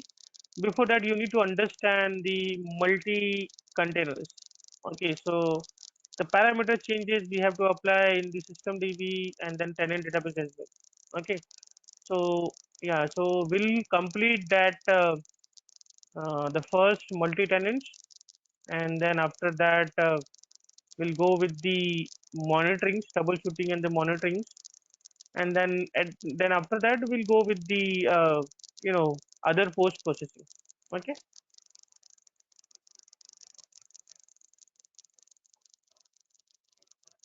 Okay. Yeah, Sir, Raghav. hello. I have few questions, but not related to today's class. Yeah, I know that. Yeah. So if you have any questions on today's session, then let me know. Otherwise, we'll take the yesterday's question.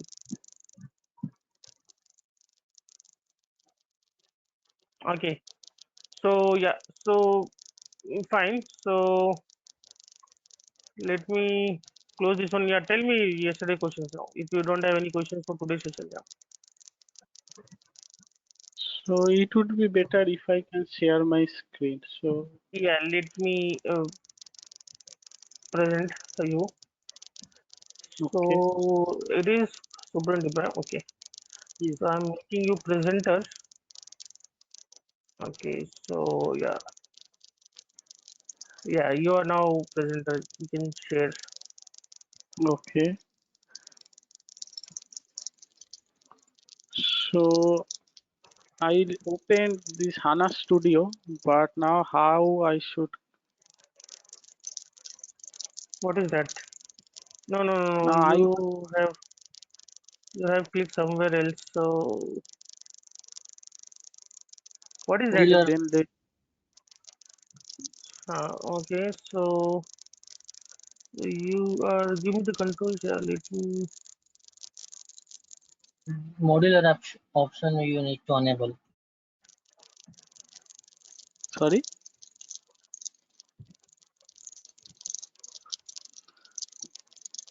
Let me give. Yeah. So let me see where you are right now. So navigate for the perspectives. You are in the administrator perspectives. This is okay. Okay. So this. Okay. So you have closed your all the not this one.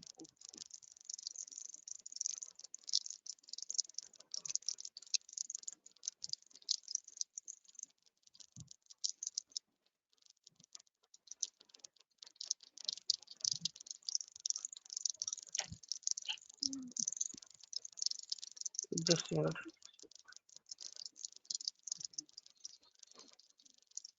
So select HANA modular. No, no, HANA modeler will not be there. Yes. What is this one? Actually, we have clicked that one. What is that HANA administrator? Okay, it is already clicked. Okay, okay, fine. Okay, so here some panel was there, but you close that panel. Okay, so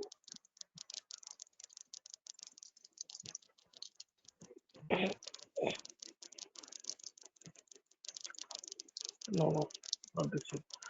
Let me first check in my laptop.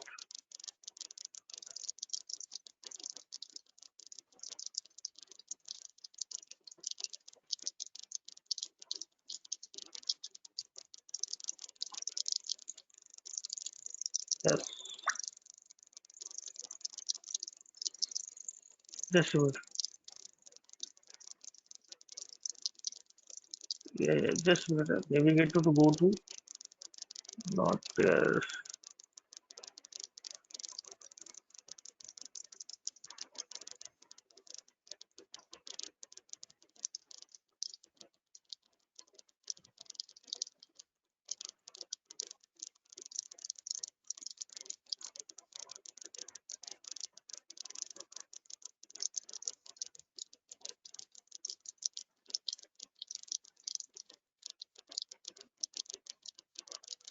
Why it is asking for project?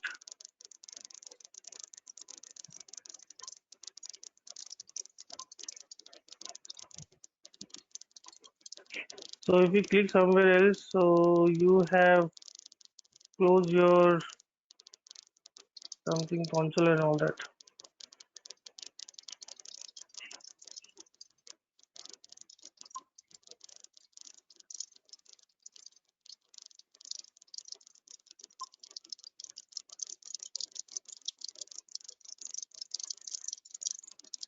So view menu, click on this, go to the navigator and then click on the show view menu.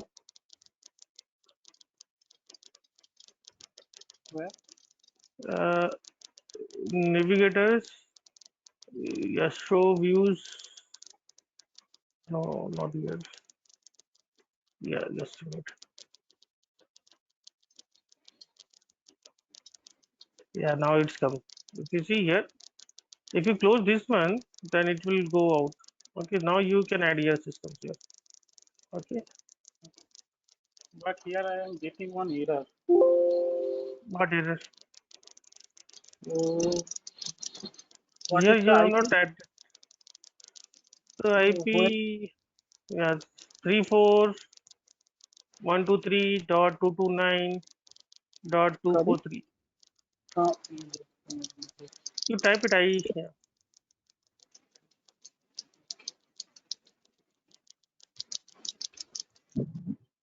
this one, right? yeah, this one. And then type 00 my database, and then go to the multi. Then select system DB. Then next.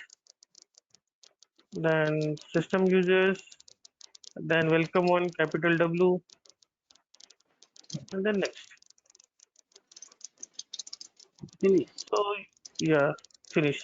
So use HANA Studio carefully. If you click somewhere, if it is closed, some of the panels, and it's difficult for you to find out. Yeah, But this is, yesterday you are throwing some error.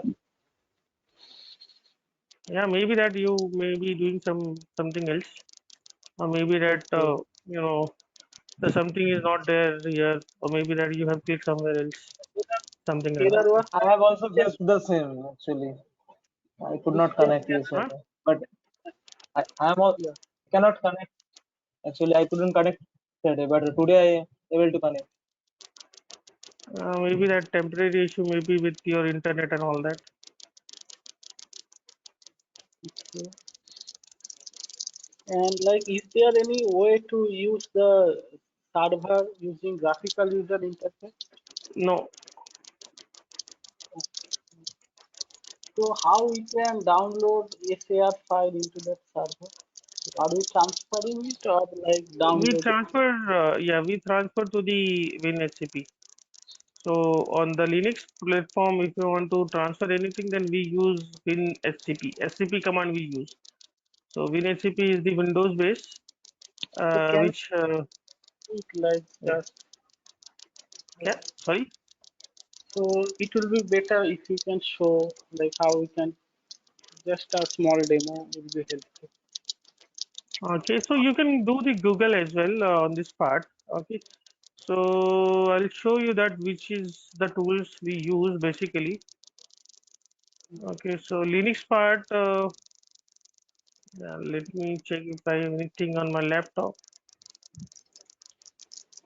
Yeah, so let me share my screen. I'll show you that. Okay, Yeah.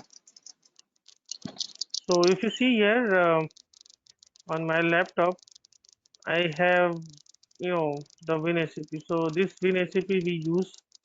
Okay, if you have any files or DVDs or sub media on your laptop or any Windows terminals, we use WinSCP. We install this WinSCP. We download from the we download from the Google. Okay, and then double click inside that. Then we create a connections. Here we select the SFTP always. And then this is the the server name we give. Then the user ID. Okay, and then in the edit advanced you can give the authentication. In the authentication I selected that key. Okay, okay, and then just save and then just click on the login. It will log in.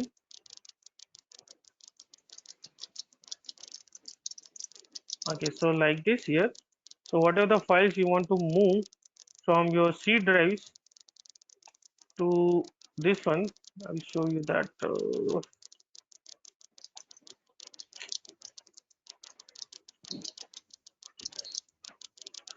So,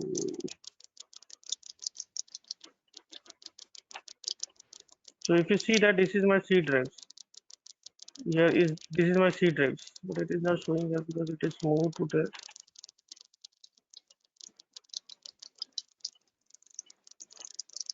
And this is, oh shit,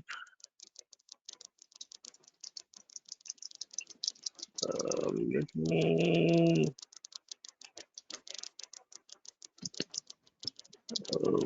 option.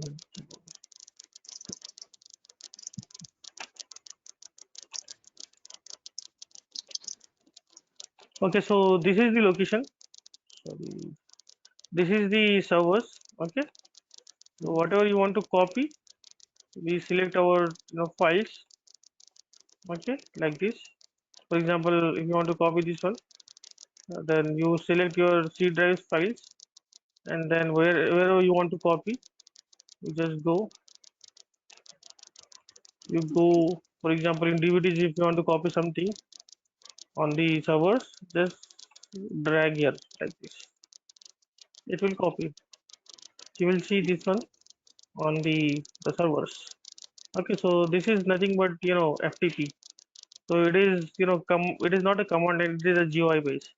So just select and drag to the servers from your C drives, D drive, whatever it is from your Windows to the Linux servers. Yeah, so we always use the WinSCP if you want to transfer any files or if you want to copy the files from servers to on your laptop or desktops, then we use this one. Okay, so from servers to your desktop or from your desktop to servers, we use WinSCP.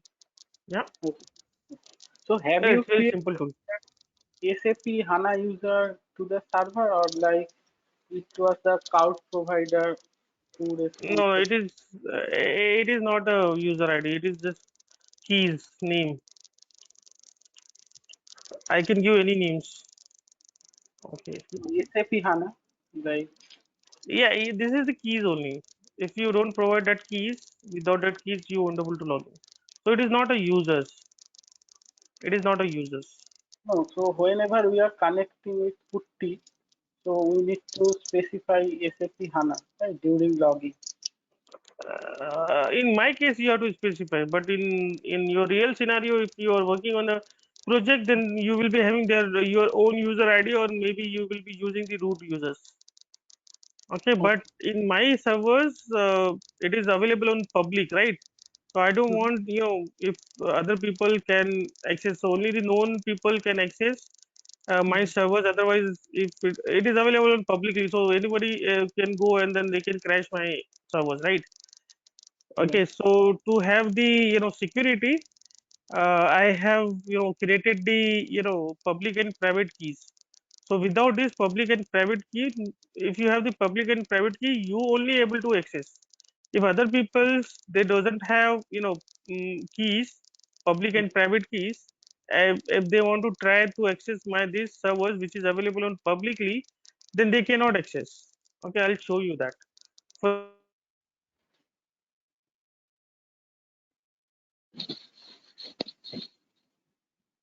Hello. Hello. Hello. Not really. I think network got disconnected for our trainer.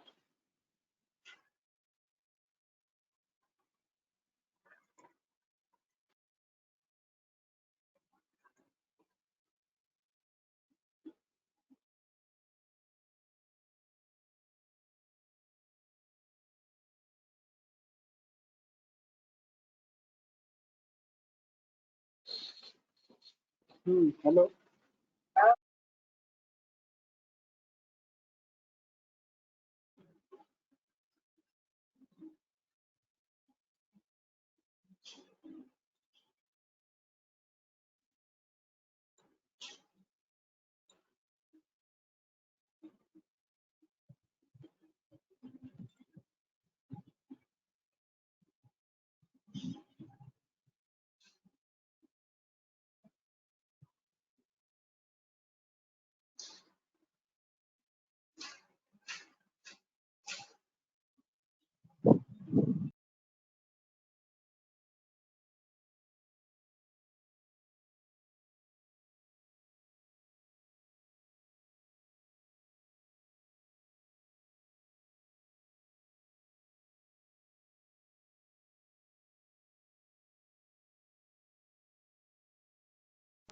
Hello.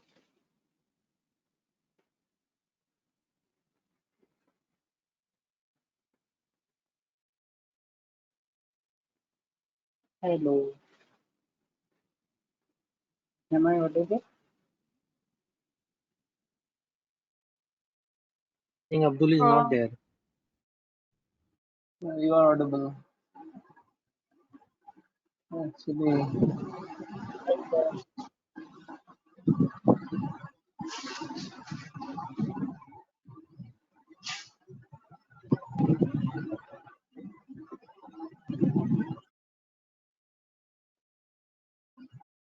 I'm audible.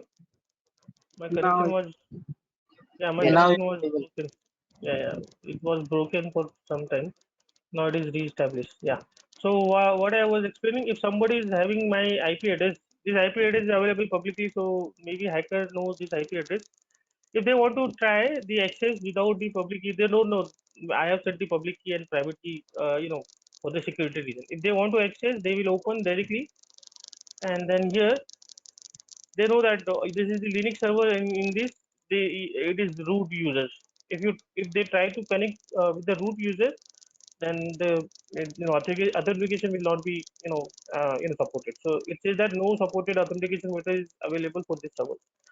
Okay, the public key you require. So if you have the public key, private key, then you can specify for the logins. Otherwise, you won't able to log in. So this is the extra security I kept for this server, so that you know so nobody can access, and then nobody can access without us.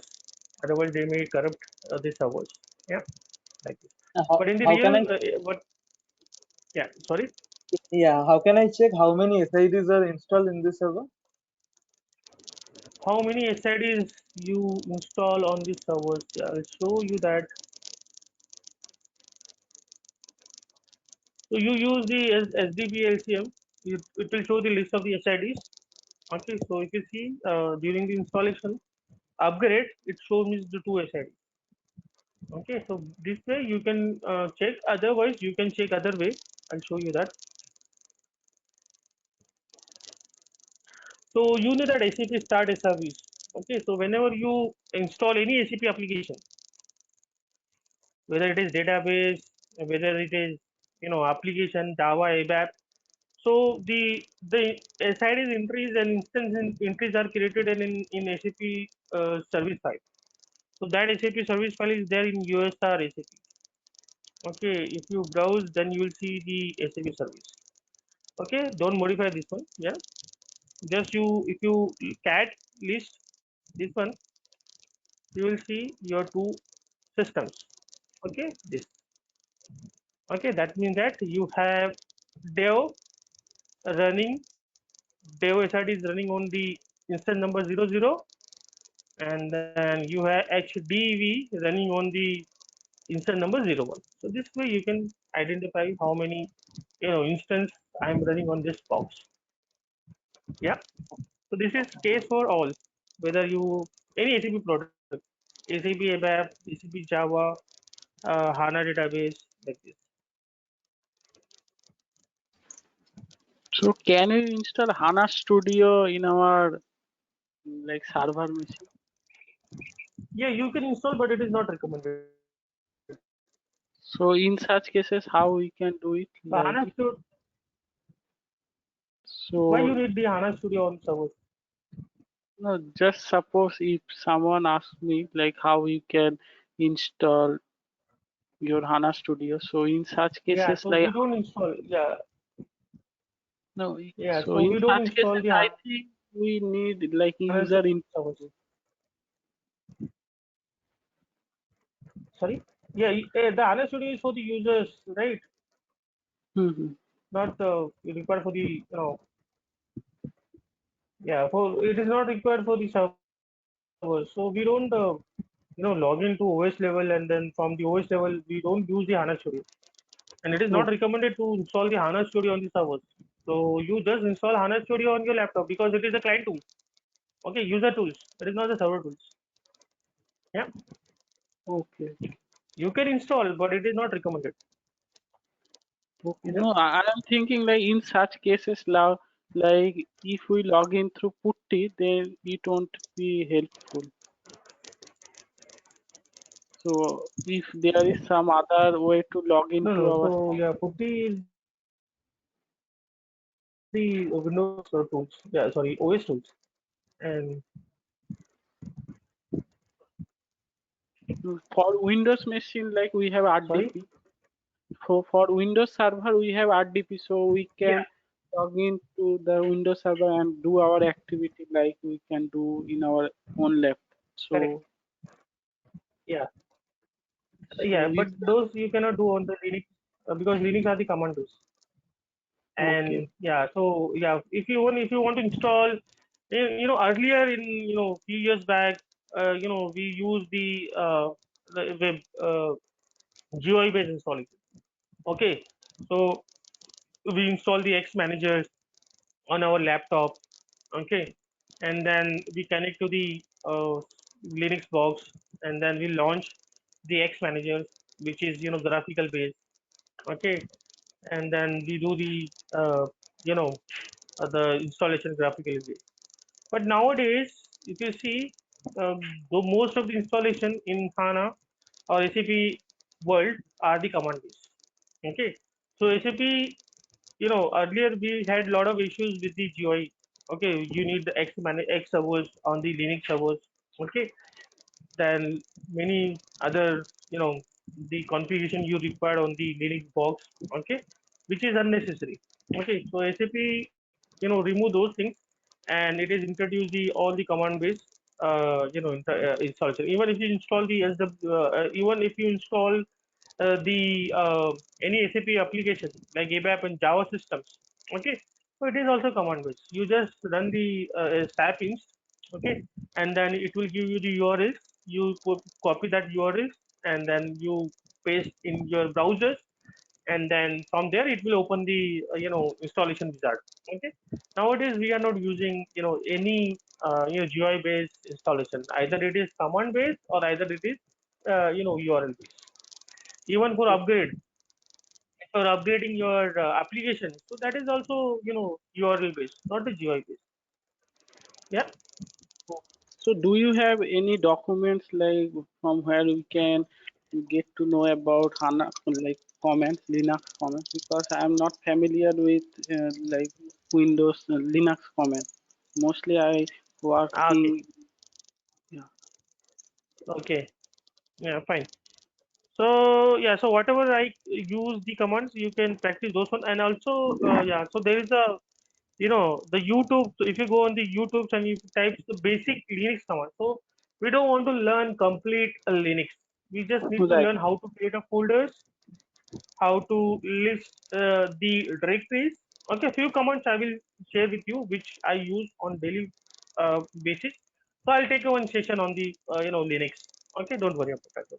So you can practice those commands only, and those command is only applicable for our day-to-day activity, whether it is installation, upgrade, or day-to-day activity. Yeah. So I will prepare the list of the commands. I will share with you. Don't worry. Thank you, sir. And another question is like if I purchase like server from some public cloud, so like by default they will provide one user ID or like how it happens? Yeah. So they will provide you the user ID and then password. So Okay. public cloud means what? In the public cloud, nobody will provide you. In the public cloud, you have to create a VM. You have to create a server.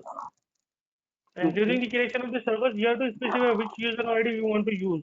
You just provide the user ID and the password, and during the server provisioning, it will automatically create the the user ID and the password.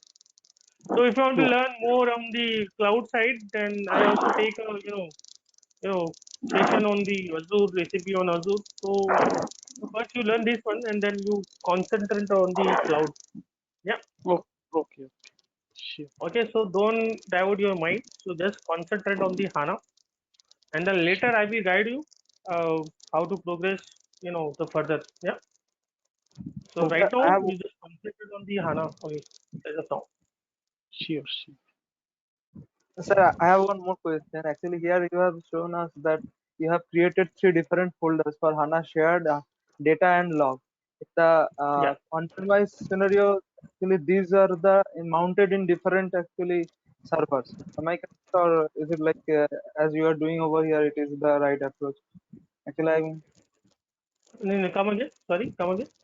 actually here, actually you have shown us that you have created three different folders for HANA shared data and log.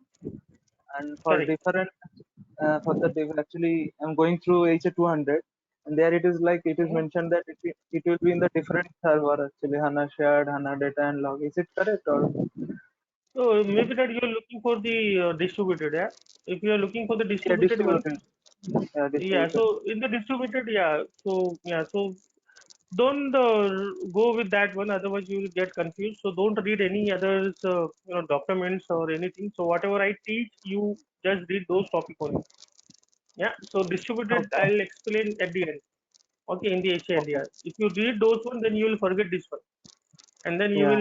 will lose your concentration. So don't read any others topics, only read the topics which I covered. Okay. Okay. Okay, all other topics will be covered in this session, so everything is covered. Okay, so only just you read or you search more on the topic which I cover. Okay, don't look for any other topics. Okay. Simple. Thank. Any other Is question, the guys? mounting Yeah. and unmounting part of admin task, or is it done from the OS side mostly? OS task, OS admin. So when the server is created, the mount points will be already there. I mean, the directories will already be there. Yeah. So yeah, directories we don't call. We call file system. File systems, yeah. Yeah. So it will, once if the file system is created by the OS team, so that file system is always there, even if you restart the OS or hardware. So it will be there always, and that is the jobs of the OS teams to ensure that those files should be available after the restart. So once Okay. the restart is done, then you have to cross checks, okay, before starting the HANA system. So sometime what happens, they mount as a temporary sometime because I noticed those things, and then later I noticed that those mount code is not there. Then they remounted again. then I ask them to mount this permanently. I don't want this mount point to be, you know, removed once the OS is rebooted. Yeah. So make sure that mount point are permanent mount. So you can mount as a temporary or you can mount as a permanent. So that is the duty for the OS team. Yeah, OS admin. How do we differentiate temporary and permanent? I did not understand. Like temporary mount point Yeah, as in? if they have mounted as a temporary, okay. So if you reboot the OS, then those mount point will not be mounted automatically. Okay. Yeah, if it is permanent, then those mount point will be mounted automatically. So they do the configuration in FS tab. So FS tab is there. So they keep the entries for all the permanent mount points in that files. So whenever the OS is rebooted, the OS look for the FS tab entries, and whatever the mount point are mentioned in FS tabs, those will be mounted automatically. So as HANA admins, we are just supposed to give them the initial file system mount points Required. list, and they will mount point it in the FS Yes, tab. Okay. correct. Okay. They will do it.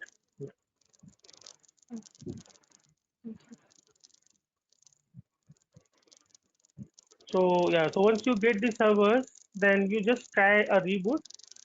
Just get in the call with them, and then ask them to reboot, and then after the reboot, show me the mount point. If after the reboot is mount point is there, that means that it is permanent mount. Yeah. So before installation, yeah, you can cross check.